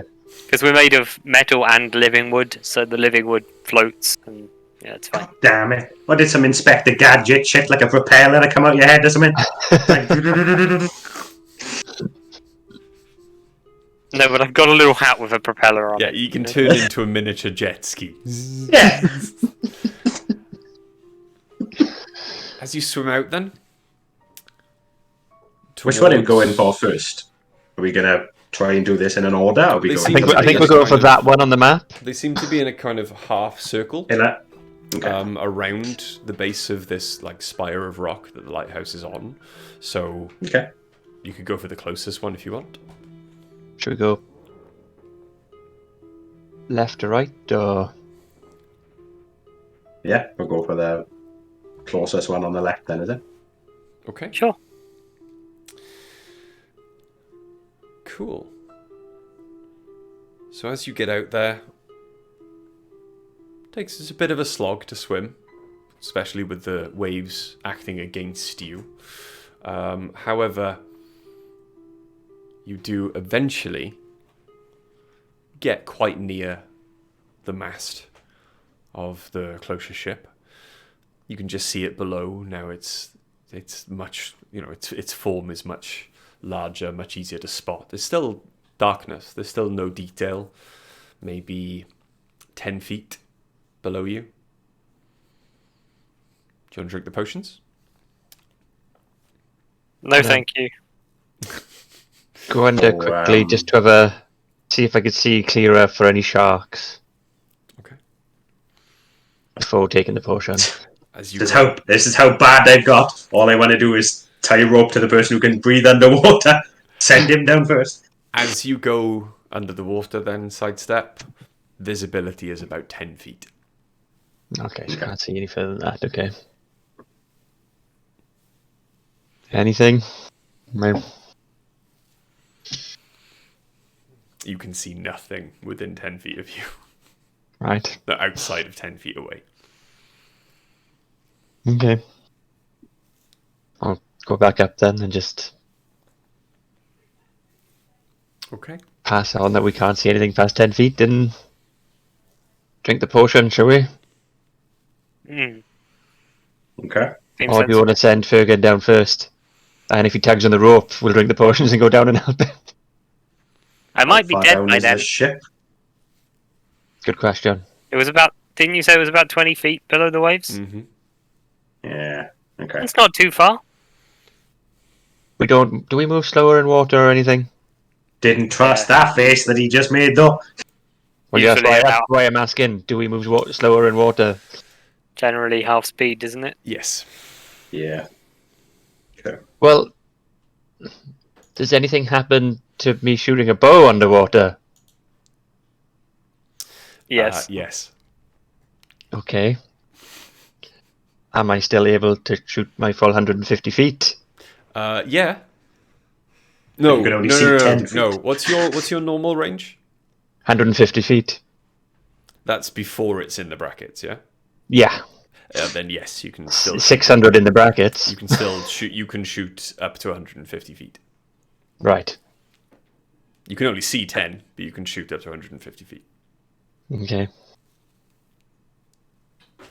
I suppose there's any fish about. This close to shore, with the waters as turbulent as they are, as you look, there are no fish within 10 feet of you below the water. Have you taken the potions? Have I wiggle my toes? No. I think they're going to wait for portions. wait for me to go down first. I'll check it out. I don't mind. Okay. We'll Okay. Tying a rope around him. tie the rope to him, yeah. Okay. As you make your way down, then, sinking slowly against the tug of the rope being held by your friends treading water above you, you get close enough to the ship that you start to make out some detail. It is a small, appears to be transport ship, cargo. And as you get closer to the front of the boat, you can see on there a sign saying the Sea Urchin. Is that what was on the chest that we got? It was, yes. I'll swim back up. Okay. Don't want to check for anything else in there. I mean, I'm swimming back up to consult. I'm going to say this is the one that, your victim brought us treasure from already. This is the one Lunch looked at, is it? Lazy crab, like the first ship. I We also came to the first ship first. Well, yeah, because we can't breathe underwater. Speak for You just yourself. walk down there. Also, you have a potion. True. Do you have dark vision, Fergus?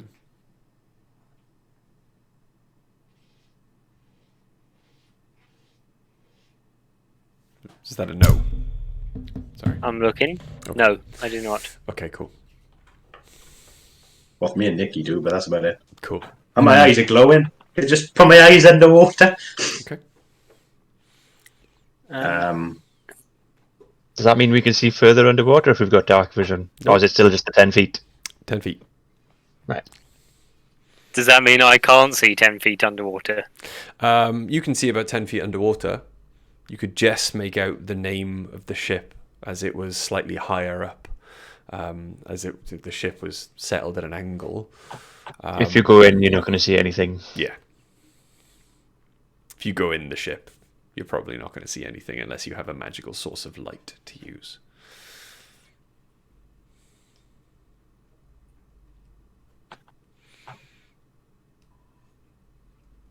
I think we're gonna have to take the potion then. I take out the conch. Does the conch glow underwater? Don't blow on that fucking conch, boy! Unfortunately, the conch does not glow underwater. They're shouting that in the water through bubbles. I do not have a magical light source. Nope, me neither. Okay. We're going to go with the first ship Okay. and just check it out, or are we going to go to the next ship? Because we know he's been on this ship. My question is, do we want to say one of us takes the potion now and starts searching, and the other one holds off? Okay. Yeah.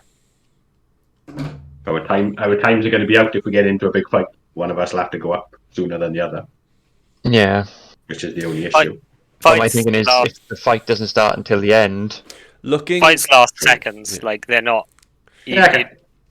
Also, as you look around, all of the ships, considering how long it took you to swim to this one, as you look around, if you do a somewhat thorough search of each ship, you can probably manage all the ships by the time the potion runs out. Yeah, but if we get attacked halfway through, we may have to skip some. Like literally I'm drinking a potion. A 10 round fight takes a minute in game time. I've already necked my potion, and I'm following Fergan down. Alright, I'll take the potion as well. And go after that. Let's remove that. Okay. So you both pop your heads under the water. All three of you then. It's a strange sensation as you go underwater and the liquid does fill your lungs. And there is no discomfort. It's as if you are breathing fresh air, slightly more salty, but you seem Imagine having lungs. currently able to survive.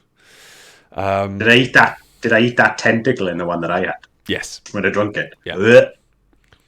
like a bottle of tequila with the worm. Yeah. And as you make your way down, then you want to search the sea urchin. Give it a quick look, yeah. Okay. I would like the people who can see once you're inside the hold to roll me an investigation check, please. Do I not even get to roll one with disadvantage? You can if you want to. 21.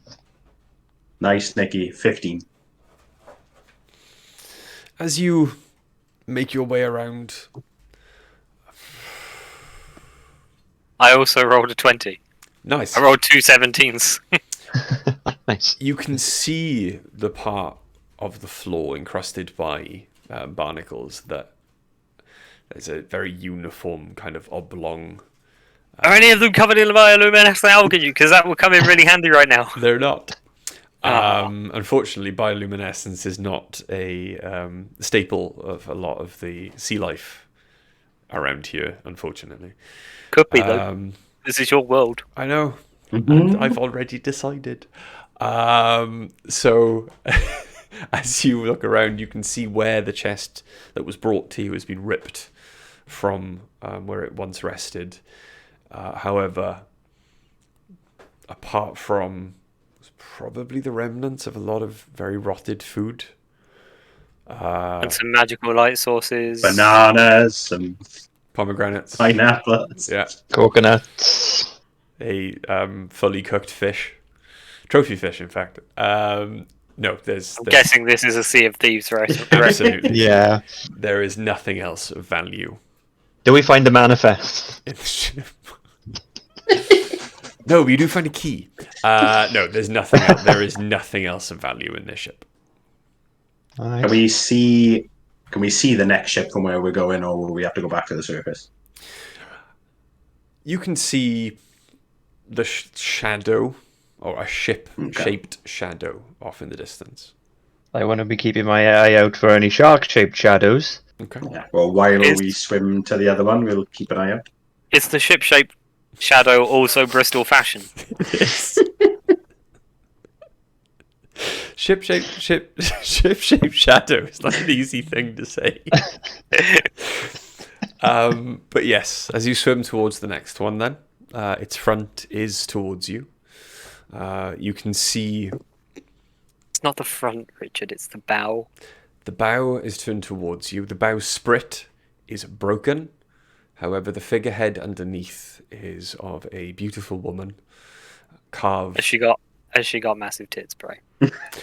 You can't really tell. It's carved out of a very dark material and painted, and you can still see, even though a lot of it has been ruined by seawater, a lot of it, she appears to have been painted like the night sky.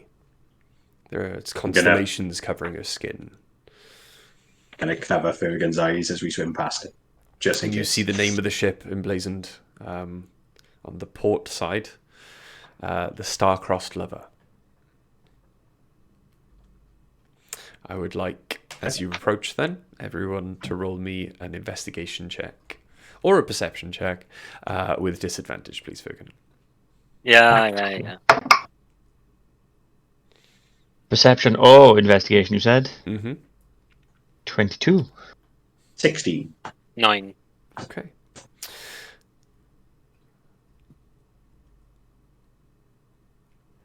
What do your elf eyes see, Nikki? For the most part, again, you find the same rotten mess that you found in the sea urchin. Sidestep, however, checking the captain's cabin, finds a skeleton. It's a large skeleton, broad shoulders. You can tell this was a mountain of a man in life. And gripped tightly across his breast, in both arms, is a large axe. Same size as Craig's, but much finer. The seawater has done nothing to tarnish it. It shines like a beacon. Not an actual beacon, it's not a magical source of light. But it is a beautifully wrought weapon. I will...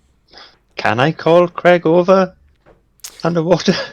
Because you've got potions of water breathing, you can communicate underwater. I'll call him over then. Okay. Craig comes over. Show him the axe. Gonna have a single tear roll down my cheek underwater. It's so beautiful. I think this Taking one's the for you.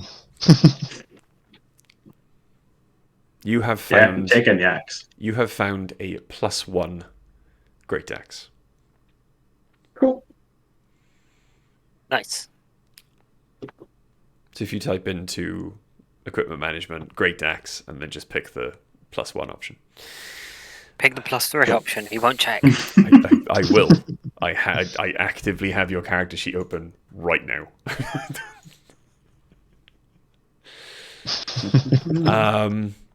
But yes, on to the next ship. On to the next ship. Okay. Keeping an eye for any shark-shaped shadows. Okay. You get to the next ship then. This one, the bow of the ship is almost completely caved in. The bowsprit and figurehead gone. You can just make out the remnants of the name on one side of the ship it was called the Vainglory. This one is a galley, large. The sides of the ship are painted vibrant colours. Roll me a perception or investigation, please. 16. Oh, not so good this time. 14. Okay. Yeah. 7. The Just guy who looking at can't my see axe. did the best. Yeah. Still looking at my axe, I am. I strained my eyes on the last one. Okay. As you are swimming around then, Fergan, taking a note from Sidestep, you make your way to the captain's cabin and again find a skeleton. All of its clothes have completely worn away, apart from a cloak. which is perfect. No damage. It appears almost as if it is not even wet. You can't really tell, being completely submerged in water.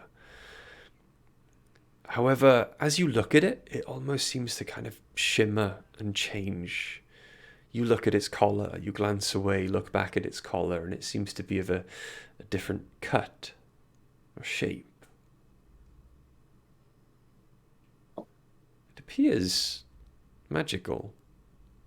I will take it. Okay. You take the cloak for identification at a later time. However, searching the rest of the ship now, there's nothing. Cool. So on to the next ship. Make our way to the next one while also keeping an eye out around us. Okay. The sharp shadows. Shark shape. The shark ship, shake. A sharp shape.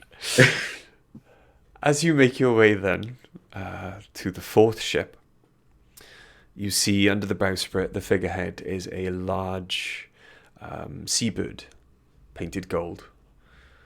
The name on the side of the ship is the Golden Gull. Everyone roll me a perception or investigation check. 20. Oh, shame about that nat 20, but I'll take the 20. The unnatural 20. Okay. Fuck's sake. Yeah, mine's like a 6. Cocked my dice on a decent one and then rolled shit. There is very little on the ship apart from one chest, which is not only locked, is also chained and fastened to the ship. Would you like to look for the key? I'd like to investigate whether the chains are rusted at all. They are not. Oof. I suppose we should look for the key. Okay, whoever's looking, roll me another perception check, please. Really want to just try and pull it open, but I can't 21. see, so... 21. 21. 25. Nice. Oh, nice. Oh, shit. I rolled a 20 and 21. a 19 on that one. All three of you spot the key at almost the same time, but Fergus gets there first. And you find the key under the rotted corpse of a sailor. You open the chest, and inside are 120 electrum pieces. Electrum. Not a coin or currency often seen outside of merchants' guilds or trading vessels. And you also find 6 large pearls in a black silk pouch worth about 100 gold pieces each. Nice. Second. I think that adds up to about 1 million gold. Give or take. The exchange rate isn't that big on Electrum, thank you very much. No, in fact, I think an electrum's half a gold, isn't it? So it's about 60 gold. Plus another 600 worth of pearls. And we got that 100 from the statue.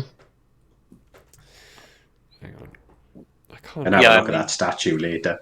Let's not count our gold before we exchange it, though, because Yeah. we keep getting ripped off in this fucking town. Okay. I'll regret it when I'm there.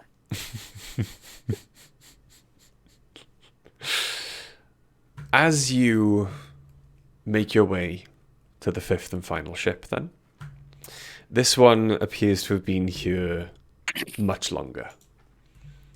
It is almost completely rotted away.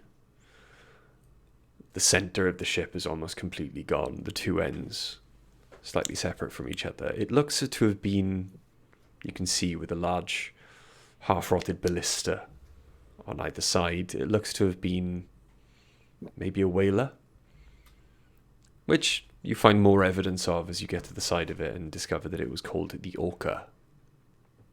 Was it a whaler on the moon by any chance? Oh, disappointed there wasn't a ship called Itchy Pussy, but anyway. Everyone roll me an investigation or perception check, please. Oh, not 20. Nice. So 25. Oh, fucking hell. Total 21 for me. 90. Okay. Apparently today the theme is I roll better with disadvantage than flat roll. Okay. You all find then, in the rear, or the aft, of the ship, in the hold, there is a large bound book floating in place. The book is bound with leather strapping. The leather strapping seems to be tied around what appears to be a wand. Out of everything surrounding you, the wood, the cargo it once held, the book and the wand are perfect. No damage whatsoever. I'm probably the most magical boy in this ship. I wouldn't mind taking a quick look at them before I actually touch them. Touch them. Yeah. Okay. Roll me an Arcana check then, please. This isn't with disadvantage, is it? Because I already know where it is. I'm just... Yeah, cool. Where in the ship have we found this? In the back. It's an 11. Okay. I get. And Fergan's doing his thing. I'm going to be walking behind us. The wand itself then does hold some magical power. You can't really tell just from the sight and feel of it what it is. Though you know, spending a little bit more time with it, you can probably divine its secrets.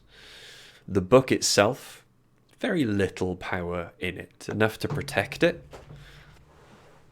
from your limited arcane knowledge outside of bardic magic. You'd say this is probably a spell book. Sweet. I guess we'll take them. Mm-hmm. Everyone roll me a perception check. 20. 21. 23. Holy shit! I rolled... This is the third... I've been counting them. The third one of my disadvantage rolls, where one of them's been a natural 20. I haven't rolled a single nat 20 today that wasn't with disadvantage. This is exactly like Sea of Thieves, where we've got loot and we're all hyper aware as fuck. Yeah. It's just like that. What's that? Scan the horizon. What's that? It's a rock. Okay. We're fine. It's a the skelly rock's down ship there. and a Meg. The same exact thing happens in Tarkov when you've got a load of loot on you. It's like suddenly there's people around every fucking corner. You all, out of the corner of your eye at almost the same time, notice a long, sleek shadow passing through the water at a distance before it is gone. Quick, Craig, do your animal thing. Can I, in that, few seconds, put my hunter's mark on it? Or is it... No. What did you roll on perception? I rolled a dirty 20. Dirty 20. Hunter's Mark is a bonus action. It's quick as fuck. Yeah, okay. I'll give you that. It also lets me know exactly where it is. Okay. Staring off into the murk, then, you feel your spell take hold. And even though you cannot see what it is taking hold on, you notice, like the rest of Fergan and Craig watch as Sidestep's eyes kind of keep scanning to the left slowly. To the left, to the left. So it comes as no surprise, so there is no surprise round, when out of the murk, a shark launches itself towards you, mouth wide in hunger. I would like everyone to please roll initiative. Oh, come on! 5. Nat 1. Oh, Oh, please. Why? Why are you all like this? Why? I done rolled a 5. I got a nat 20, so I'm 22. Hang on. Let me see. There we go. We go off Dex to determine which one of us goes first, unless we decide otherwise, Greg. If we both roll 5s. Yeah, I'm thinking you probably have the higher dex, right? Yeah. Let's get some combat. Yeah, music you on have the First go. roll. Here we are. Okay, and okay.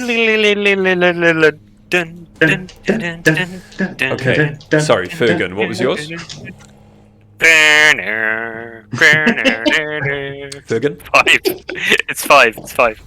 Sidestep. 5. Craig. 22 with a nat 20. Okay. So we will go I need to cast that. back to the battle map. Second. That music, Stu. What that always reminds me of is the rule that we had in Pokemon Club, where you had to have the music off on your Game Boy. Yeah. Except when a battle started. That's when you had, that's when you had the music on. It slaps. It like there's no other there's no other explanation except that fucking music slaps.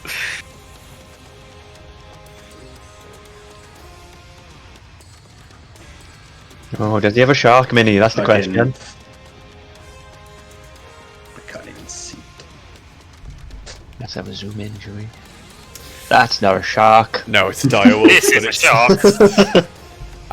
So yeah. Wolves. Sharks are kind of the wolves of the sea, Yeah, right? Exactly.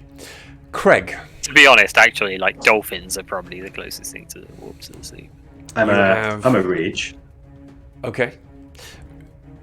Okay. As you go, then what are you going to do? It's currently about 5 feet away from you. What are you going to do? I'm just gonna fucking attack it. Fuck it. Okay.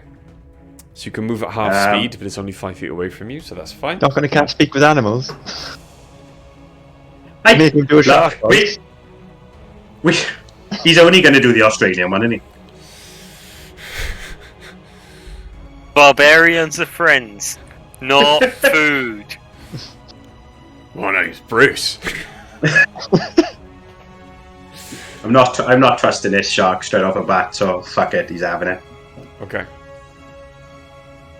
I'm gonna try and go for one of its eyes.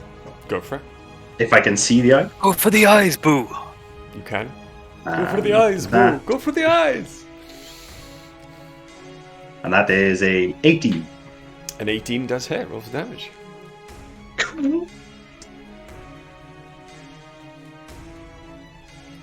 That is... Hang on, because I forgot I equipped my new fancy axe. I should probably... I probably shouldn't ask this, but are we at disadvantage for things like melee attacks underwater? Mm-hmm. 12. I've just realised, yeah. Sorry. Okay. Disadvantage, sorry. Yep, fine. That is a new thing, isn't it? Yeah, it's 11. And thank you for reminding me, Greg. That misses. Sorry. Cool. Okay. Is that the end of your go? So you've raged. You missed. Yeah, I think it might be. Cool. Okay. The shark then, seeing you approach it, is going to choose you as its first meal. Yeah. Meal? And is going to attempt to bite you. That is a natural 20. Yeah. A shark, as you can imagine, does not have disadvantage on its melee attack rolls. That seems unfair. Yeah. It's okay, he's raging. So you take... Fuming. Camping. Is that 24, 28? You take 14 points of Fuck me. piercing damage as the shark attempts to take a chunk out of you. It is then going to try and swim away.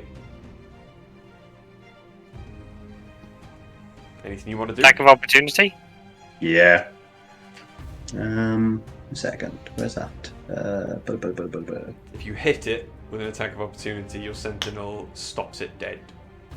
Yeah. Yeah. So Confused about how that works underwater, but I'll take it. Me too. Grab hold of its tail. Yeah. So a disadvantage again, yeah. Yeah.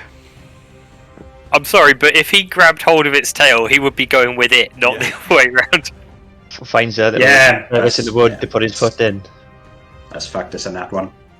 Oof. Okay. That does suck. I get disadvantage.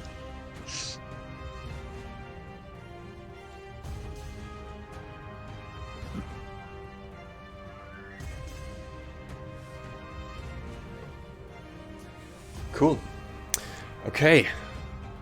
Fergan. I don't like anything about that movement pattern. I'm going to take I was going to say a step. I'm going to swim 5 feet forwards, so I'm between my two dads. Okay. And I'm going to touch both of them simultaneously and cast second level heroism. Okay. So they both get those 5 temporary hit points that refresh every round. Cool. Nice. That is my action. For my bonus action, I will give Bardic Inspiration to sidestep. Cool. Okay. What does that give me again?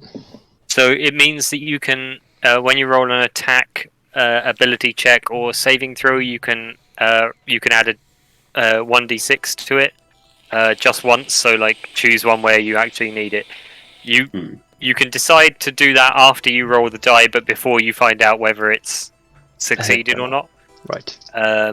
So like if you roll a 12, you can say like, oh, I'm going to use this, but you can't say like, oh, I've rolled a 12, then Bryce says that misses, then you say you're going to do it. I get you. Okay. Cool. There's a little sparkly musical note floating around your head, which will have another effect depending on what you use it for. Okay. Cool. We'll go into that at the time. Okay. Sidestep is your go. Okay. He's already got my hunter's mark on him, so I will just take a shot. Shot. Disadvantage, please. Oh, okay. Your arrow leaves the bow much slower. That is still a 20 to hit. 20 definitely hits. Nice. So I get to do all 3 of these. That's pretty decent. I'm not going to reroll any of them. That is 6, 10, 14, 18 damage. 18 damage. Okay. So 18 damage to Daggermore. Is that the end of your go? I want to move, but if I move, he's going to go for a gun. So I'll stay. Okay. I'll take the hit if he comes for me. So Craig, then. I appreciate your it. Blood now dissipating into the water from the chunk you've had taken out of you by this huge shark. You'll go Cool. again. How far is it away? I'm not going to get to it, am I? It is currently... Yeah, you could get to it. Yeah, I ain't going to charge at the prick, can I? Your movement is halved, so it would be 3 Yeah. strides, 15 feet. Yeah, it's fine. I'm going to go for his eyes again. Seems fair. Come on now. Ah, for fuck's sake. Nah, that's 11. 11. Yeah. 11 unfortunately does not hit. It just glances off the side of the shark's thick hide. Cool. End of your go.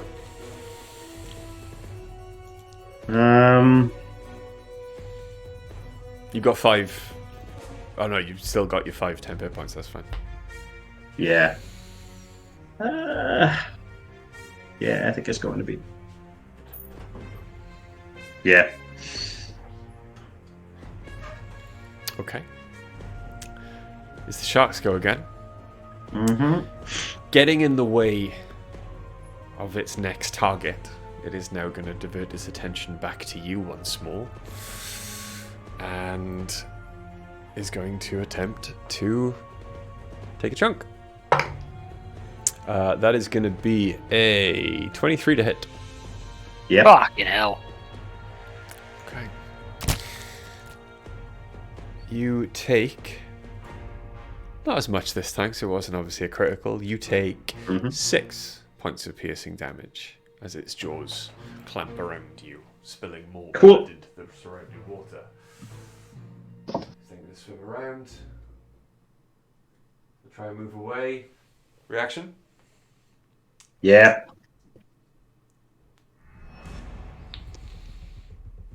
Oh, and that's 2 nat 20s. Fuck you! Nice! Were you Right then!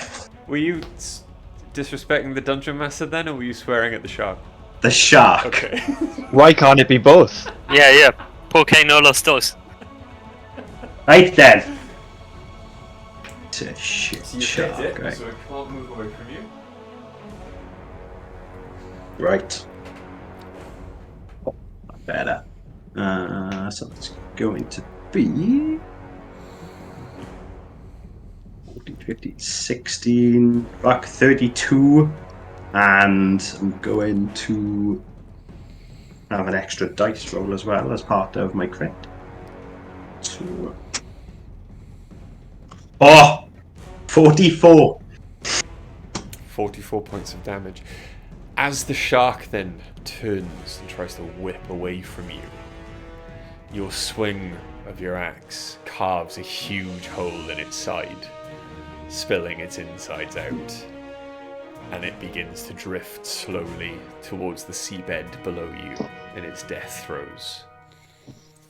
The water in front of you is still murky, but as it falls, it gives you just enough time to see the 2 friends, beckoned by the smell of your blood in the water, approaching. Until it's Fergan's go!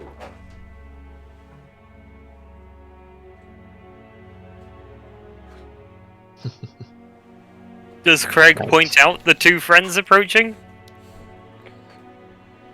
I can only assume. Yeah. Yes. Of course. Okay, Just pointing, going... I've got some good news for you. Mm-hmm. It's time for me to cast Nether's Mischief. Is squirting water in their eyes going to do anything? Yes. So 20-foot cube. So I believe I can catch both of them in it. Yeah. And I'll sort of put the front of it closest to Craig, you know. Okay. So they're just in like the back 5 feet of it. No worries.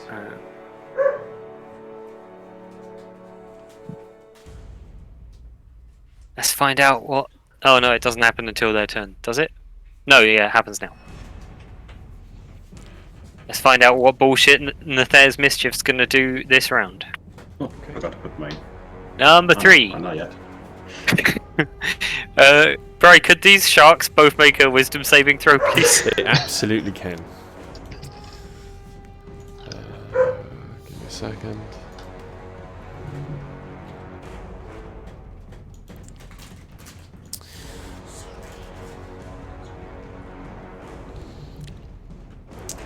So, it's going to be an 18 and a 10. One of them fails. Mm-hmm. And that one, Bri, I need you to roleplay this. Give me your best approximation of what it sounds like when a shark giggles.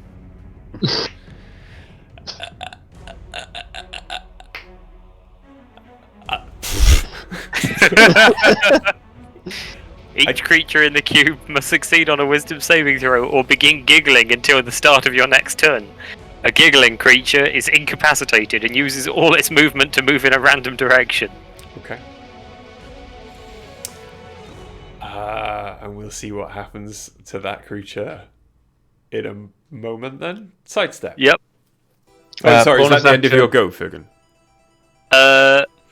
I will bonus action give Bardic Inspiration to Craig. Okay.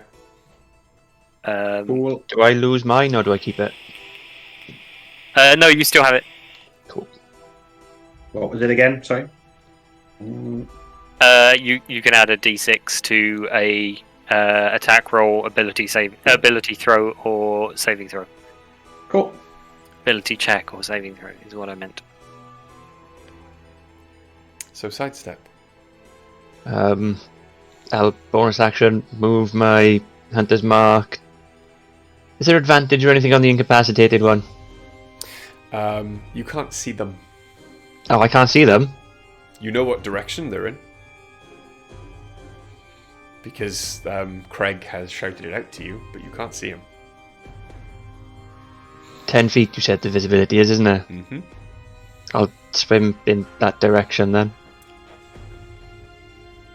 How far away are we? Or am I? Now you can see one. Okay, I'll hunter's mark that one. Cool. Hey, can he see the one that's giggling or the one that isn't? The one that's giggling. Okay. Does incapacitated give me advantage or anything? No, I don't think so. Bear with me. I'll just make absolutely certain.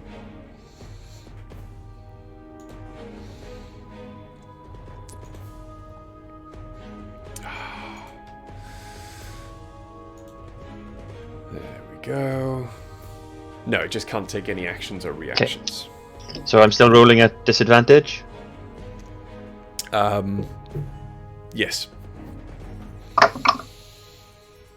Okay, that is a 19 to hit. Oh no, sorry, disadvantage.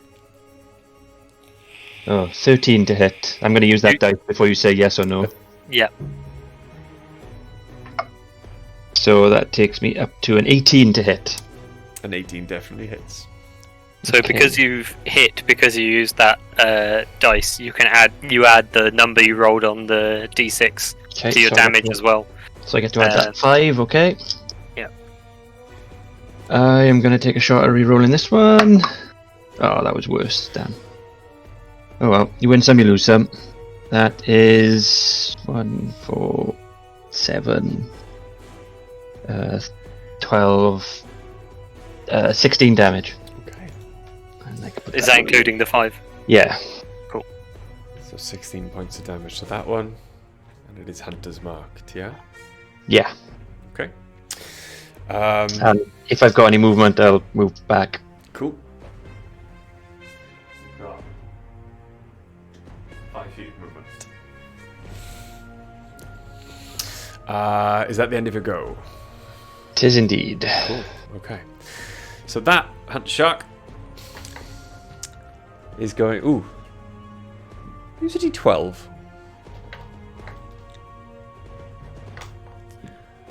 Fine by me. Instead of a d6 because it's in a 3D space.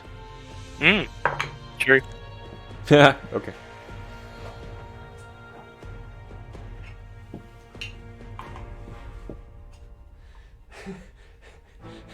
The giggling shark is going to swim 40 feet straight up. Nice. I was wondering how you were going to show straight down. It'll raise all of us, I guess. Yeah, I'm just going to remove it from the map so you can't see it. Well, we can't see it now. Yeah, you can. It's basically all I can see. Yeah. It's 40 feet away, you said. It's 40 Oh no, feet we up. can't see it, but Yeah. we the people can see it. Okay, the other one is going to beckoned in by Craig's blood. Come at me, bro. The people want to know what a giggling shark sounds like, Bri. I don't care. Hang on. I can't imagine it being pleasant. Craig, that's going to be a 21 to hit. Yeah. Stop rolling well. And you take 6 points of piercing damage. It is going to attempt to swim away. You're going to attack it. Cool, go for it. Yeah. And let me just put my damage on. Come on now. That's going to be nice. That is 15. 15. 1-5, yeah. 15 hits. So it stays where, nice. It stays where it is. Sorry, I'm going to have to keep checking this because I got the new fucking axe and I haven't written it on my sheet. Take that. So that's 15. Right, hang on.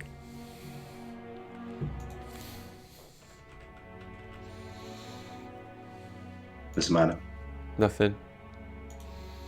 He's just sulky because we're killing his sharks. Refresh your character sheet.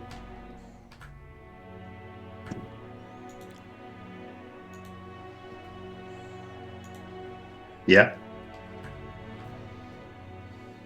You should now have the proper Great Axe +1 on there. Oh yeah, no, I equipped it on there. It's just I wrote everything on a piece of paper in front of me for ease because I've only got one screen at the moment. Okay. And I haven't changed it on here. You didn't set the one up. I've already done that. So? No, I need the cable, don't I? Sorry, how much damage did you do it? Just a HDMI. Fucking forgot, don't I? How much? 15, I think I said. You did You say did say 14? 15. Okay. 15. So that shark stays where it is. Yeah. And it is actually now your turn, Craig. Back to the top of the round. Yeah. To do something stupid. Gonna get hit anyway. I do a reckless attack as a straight roll, I take it? Yes. Yeah. Yeah, Have you used that D6 yet? Gonna attack recklessly. Not yet. So that is... That's fine. What's that? 18. 18 definitely hits. Roll for damage. What? Oh, you've been alright to me. Ah, you prick. And that is... 10. 10 damage. You scream in the shark's face, but it kind of comes out as a... as you strike at it. There we go. Cool. Another one down. Is that the end of your go? Yes. Fergan. Well, beginning of my turn, let's find out what the Thayer's Mischief is going to do to that shark that's still in there. Mm-hmm. That's a 1. And on a 1, the smell of apple pie fills the air, and each creature in the cube must succeed on a wisdom saving throw or become charmed by me until the start of my next turn. Okay. 15. That is my DC, so it succeeds. It is not charmed, but the water does smell of apple pie somehow. Yeah. Apple pie and Craig blood. Nice. Yeah. Yeah, the shark is very confused right now. I will. This human just smells even tastier. That's sweet hint. Is The shark that swam upwards, is it 60 feet away from me? It's 40 feet up and... Hang on. Pythagoras' theorem. Wait a minute. Yeah. I was going to say, is it still airborne? 5, It's- 10, 15, 20, 25, 30... 30 feet forward and 40 feet up. That's right. It can't swim 40 feet up. No. So it's 20 feet up on the surface. So it's probably, actually... Did you say it was a 20-foot cube? Yeah, it's a 20-foot cube. Oh, does that mean it's still in the cube? Yeah. I've just... Okay, well, wisdom saving throw then. Okay. I was hoping it was going to launch us up out the water and take fall damage. Yeah. Oh, well. That one is a 6. Okay, that one is charmed by me, and that changes things. In that case, I'm going to dissonant whispers the other motherfucker. Okay. So Yeah, another wisdom saving throw from Big Chungus over there. Okay. That's a 15. What? I demand a recount. 1, 5, 15.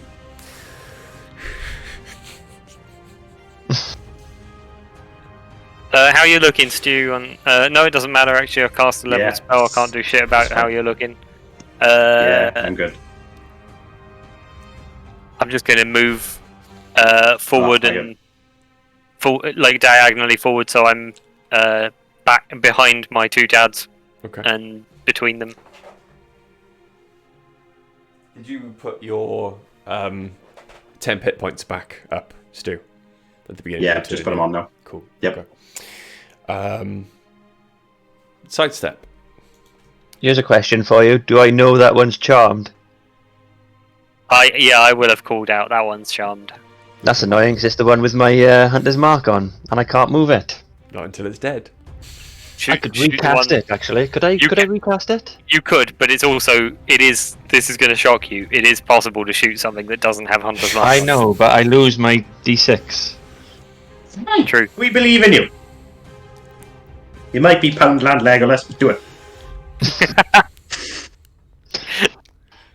He's not even an elf. Legolas ordered on Wish. Yeah.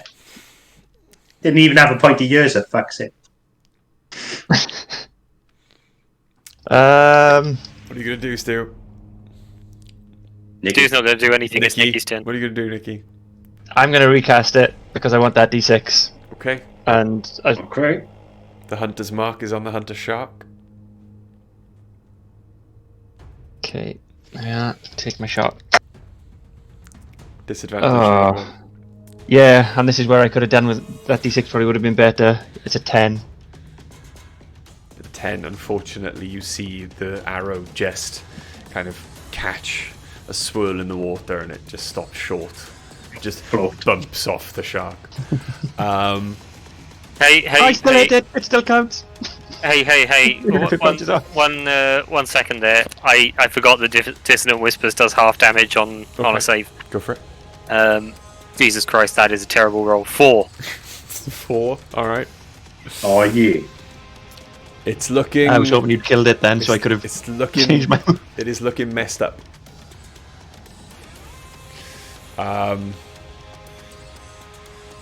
However, the charmed one basically does nothing. Just stays there, kind of looking at you all, moving enough to keep breathing, kind of thing. The other one is now going to make an attack with advantage against Stu because of his reckless attack in this round. You mean Craig? Come on, roll shit for once. Natural 20. Spike. How'd it come in? It's a natural 20. My ass. It's a natural 20 or a 2. So you take. Oh, I could have rolled lower. 14 plus 12, 26 plus 4, 30. You take 15 points of piercing damage. You fucking what, mate? And it is again going to attempt to swim away from you. Gonna have another fucking smack up his fucking. No. Smack my bitch up. Disadvantage. Yes, shit. Open. Yeah, it's gonna be that anyway. 14. 14 does hit. Oh, excellent. Thank Christ. It stays where it is. And that could have been better. 9 damage. 9 damage. Yeah. Okay. It's looking fucked up, but it's still going. He's still swimming. Yeah. And Craig, it's your go. That was. Oh no, that was the That shot. was his No. reaction. Yeah. Put my I'm sleepy. sleepy. 10 hit points back up. Cool. I could just hit the same one again. Go for it. I'm gonna go for fuck it, reckless attack again. Cool. Heroism is such a good spell. It's fucking awesome love spell. 18. 18 definitely hits. Roll for damage. Come on now. So that was 10 damage again. 10 damage. Okay. The shark is sliced up. However, it is still just holding on. Back's sake. Yeah, what if it stopped holding on? Have you thought about that? Maybe it could just give up. Fugan. If there's mischief happens, Mm-hmm. that is a 4. The effect of a 4 is that I think it is just hang on. Drops of molasses appear and hover in the cube, turning it into difficult terrain until the start of your next turn. Okay. So the cube is now difficult terrain. Okay. But I'm sure they've got absolutely fucking bonkers speed anyway. So it's What happens to the charm on the other one? the charm passes. Okay. It's only until everything's until the start of my next turn in the There's mischief. It switches up then. Okay. Is that the end of your go? No, that just happens. That literally happens at the beginning of my go. That doesn't take anything from me. It just happens. My go is I'm casting Dissonant Whispers on the artist formerly known as the shark that was charmed. Okay. So I would like a Wisdom saving throw, please. That's a 9. That 9 fails. Mhm. You've got a succeeding shark and a failing shark here. Apparently. I don't know if you've noticed. I have. This is like the guy on the left of our screen is like, Hunter Ripper Killer, the shark murderer, and he's brought his mate Shark. Another one. Because he needed to get some fucking work experience. No, it's Six. is it Shark Tale, that animated one? It's like this is like the one who keeps failing is the nice shark. The one who keeps succeeding is his mafia brother who's trying to get him into the trade. That's right, yeah. I rolled a 6 on 3d6, which is a pretty bad result. But whatever. The slightly more important thing is that the shark. Let me read it exactly. Must immediately use its reaction, if available, to move as far as its speed allows away from me. Okay. So obviously it's starting in difficult terrain. So yeah, I don't know how that all works. It's gone anyway. I can't fucking see it. It went as far as it could away from you. Yeah. But it is now.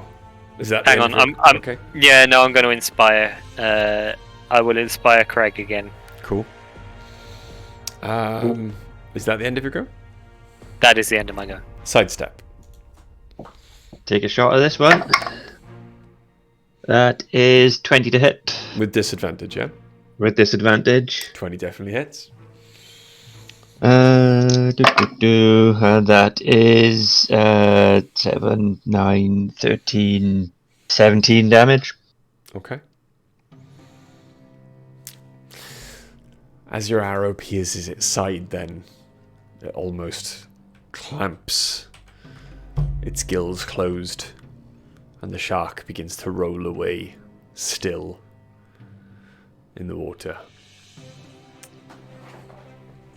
There is one shark left. Thank fuck.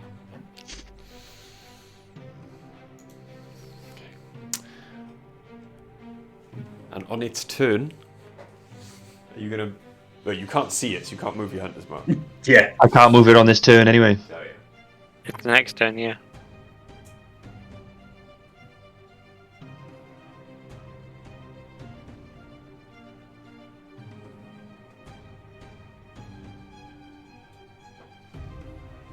how did it know? Because it was full of molasses. That's true. Visible balls of molasses. Yeah, that's fair. That's a fair point. And it is going to attack Fugan. Yep, seems about right. You've got all Would your it hit though? points, right? Would it Sorry? go for the metal boy instead of the flesh and blood? I've still got plenty of hit points. Don't you worry about. Have you got Don't you all worry of- about have you old got- Fogan. Have you got all of your hit points? I don't know why you need to know that, and I'm not going to answer that question. Because the shark has advantage on melee attack rolls against any creature that doesn't have all its hit points. Oh, right. In that case, yes, I have got all my hit points. Promise? What do you mean, promise? How close Yes. is the shark to me? I promise I have all my hit points. Yeah, okay. So it's gonna... It's 10 feet from you, so Stu. It's not close enough. Okay. that is gonna be a 24 to hit. No, it doesn't hit me. You take 11 points of damage. But I said it didn't hit me. But it did. Oh, right. Yeah, that's true. But it used its full movement to get around to you. So... Craig. Okay. I am gonna charge that shark. God, And, that shark! did I put my hit points back on? Bear with. Yes, I did. Ooh.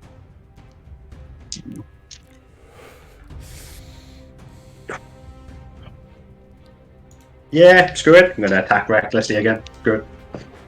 Okay. You move around Fergus.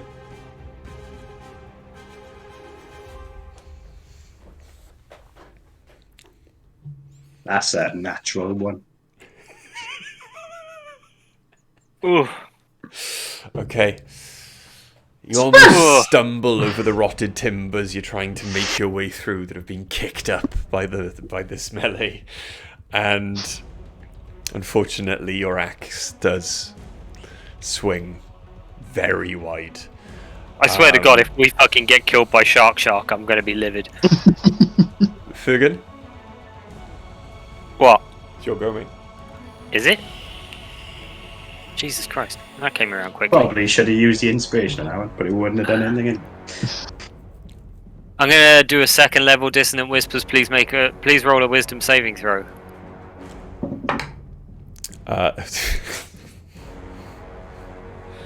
16. Fuck you.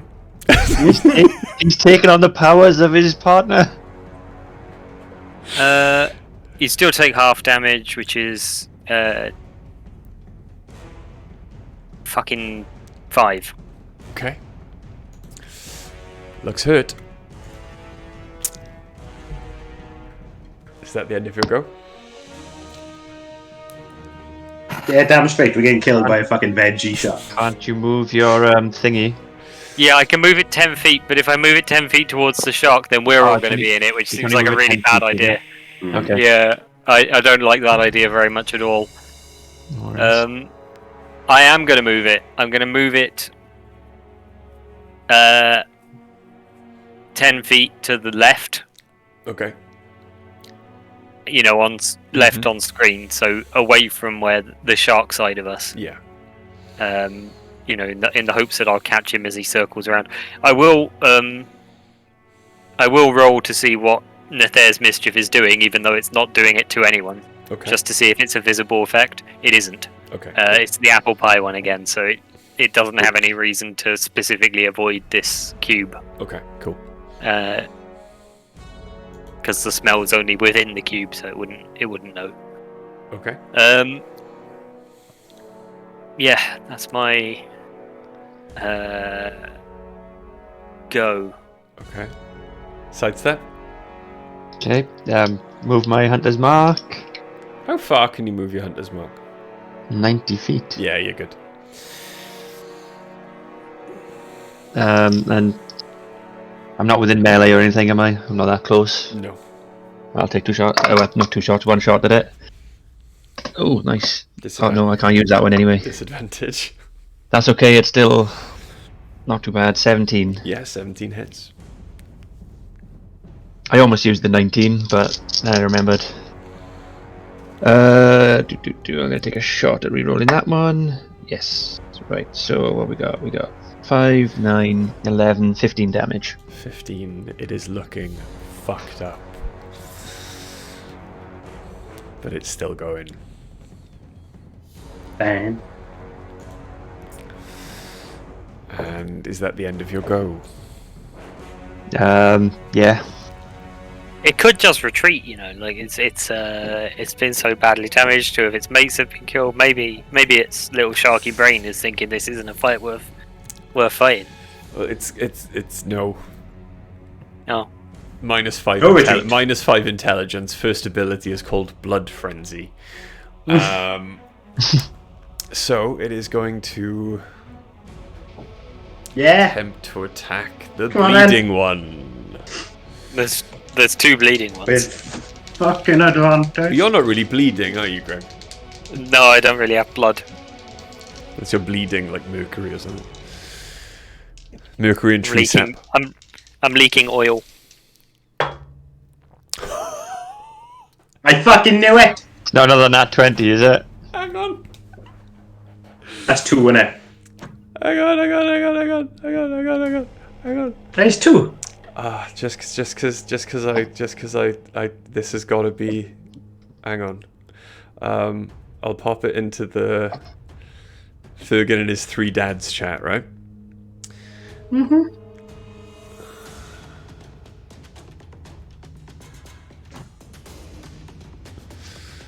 There you go.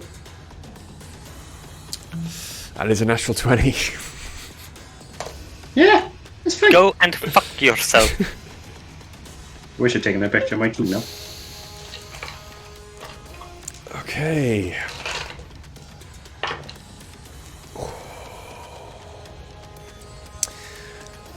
I think we need to banish this die. It's a different one. Don't worry about it, I'm good. Yeah, those +5 hit points. It's not that. I'm good. I'm good regardless. Oh, yeah, cool. 16. Are you? 17, Mm-hmm. You've taken so much damage. 34 points damage. How much health does he have to begin with? You not take that. 17 points of piercing damage. Okay. Oh, I know why Happy you're. days. I know why You're- you're. Yeah, you know why I'm fucking good. I'm barely holding on though. That's fine. Swim away, you fucker. You're thinking of your thing where you can come Relentless back. into your runs. Yeah. Come back to 1 HP anyway. And yeah, it's going to attempt to swim away from you. Okay. Disadvantage.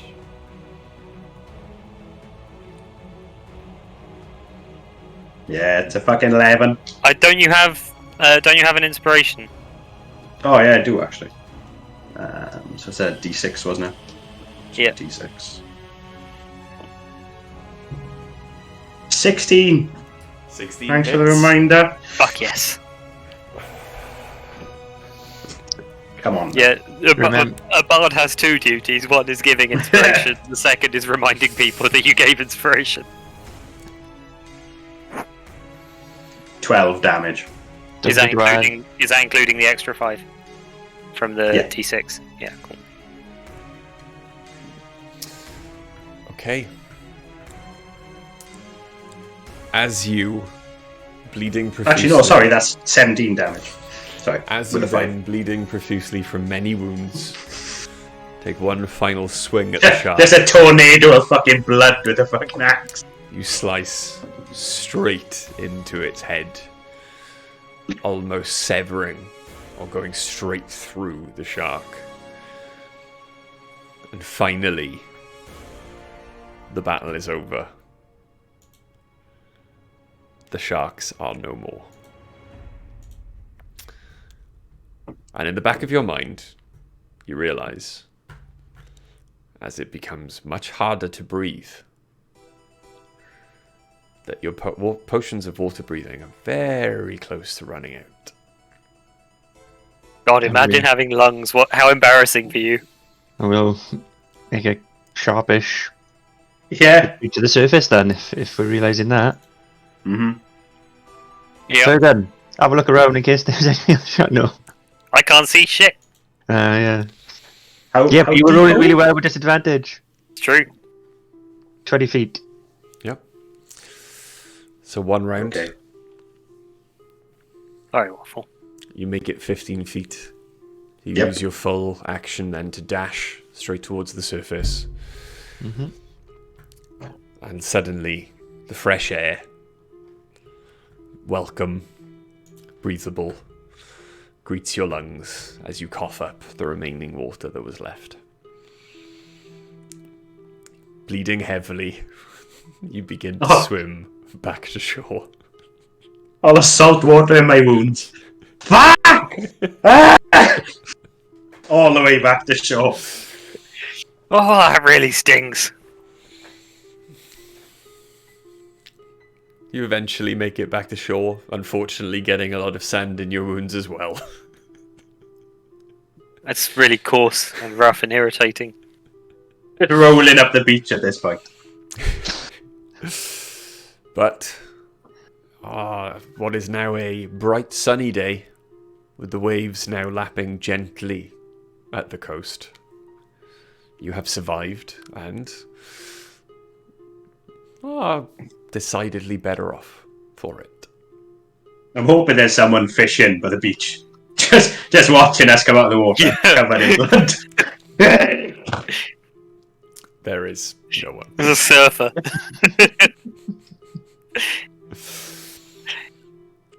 Yeah, a surfer angry that we got rid of all those waves. Yeah. So straight back to town then? I think so. I think we'll take a short rest before we go Yeah! anywhere. Yeah, Jesus Christ! I'm bleeding out! I'm bleeding out, Nikki! During your short rest then, it is quite a common item, Fergan. Mm-hmm. You have found a wand of secrets. Ooh. Yeah. Give me a second.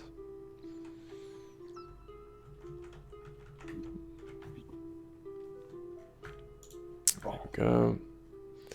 So yes, you found a wand of secrets. While holding it, you can use an action to expend one of its charges, and if a secret door or trap is within 30 feet of you, it pulses and points at the nearest one.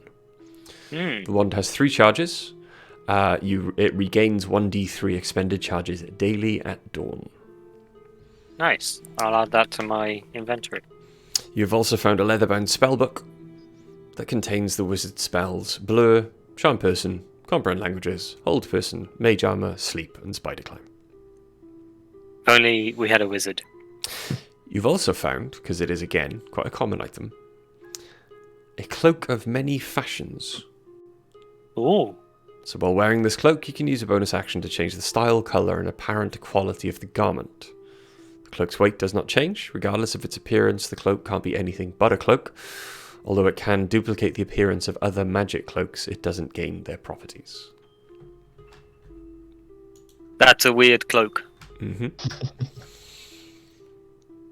Nice. And while you're having your short rest together then, and Craig develops a healthy fear of the ocean. He's gonna have some pretty cool fucking Rocks. stars though. Ocean, cliffs, heights. I think we will probably leave it there before your travel back to Phandalin. Yeah, I think that makes Yeah. sense. Yeah. Quite late. Cool. Yes. So 11:10. Yeah, that was good. I've very much missed playing D&D with you guys. Yeah, same. The one shot that Millie run was like a lot of fun. It was again a very, very D&D session. Yeah. But yeah, I've never done like a proper we didn't do proper underwater combat before. No, I don't think we have. So I've never done one. That was fun. I enjoyed that. The fact that none of you can hit anything. It's like, I loved it when Nikki said, "Oh, can I still shoot my 150 feet?" Yeah. You're not going to hit anything, but yeah. You can shoot 150 feet at disadvantage. And you can only and see that's it. 10. Sorry, proudest moment. Hey. I'm attacked recklessly. Eh? Hey, if that shark had Nothing. attacked immediately, it would have had my hunter's mark. I would have known exactly where to shoot. Mm-hmm. Good point. Still with disadvantage, though. Yeah, but I would have known the direction and everything. Very true. Yeah, true. But yes, the weather has calmed down. It has become much more mild and moderate. So, please join us on Sunday over on Heavyweight RPG. Heavyweight RPG. Fucking Heavyweight to PG. Heavyweight RPG for session 72 of the Chronicles of Needham, where we will discover, as he said, exactly at the same time as Greg discovers, what Quill plans to do with his family that he's kidnapped. I'm looking forward to seeing what he comes up with. Yeah, so am I. Just on the fly. Yep. But yes, very much looking forward to that. And we will, at some point, I suppose, plan for session 7 of this next week. Yeah. I can't wait. I can't actually wait until you go after the dragon, because I've got a fun idea for what to do after the dragon. Okay. Very fun idea. And it is. I mean, after the dragon, Right. we're gonna be running a mail campaign. Good point. Yeah. True, yes. We got that to do. Good point. Yeah. Unless news of Fergan's dad comes from somewhere. I am free next Monday, by the way. I'll put that out there. I can do I should Monday. be as well. Yeah. Yeah, I am. Ooh. I don't go anywhere. Oh. So yes, session 7 next Monday. But as always, thank you very much to those who have watched. Thank you very much to those who will watch. Take care, stay safe, wear a mask, don't go outside unless you have to, get vaccinated if you can and if you haven't already. We love you guys, and we will see you next time. Good night, everybody. Ta-da. Bye. Bye.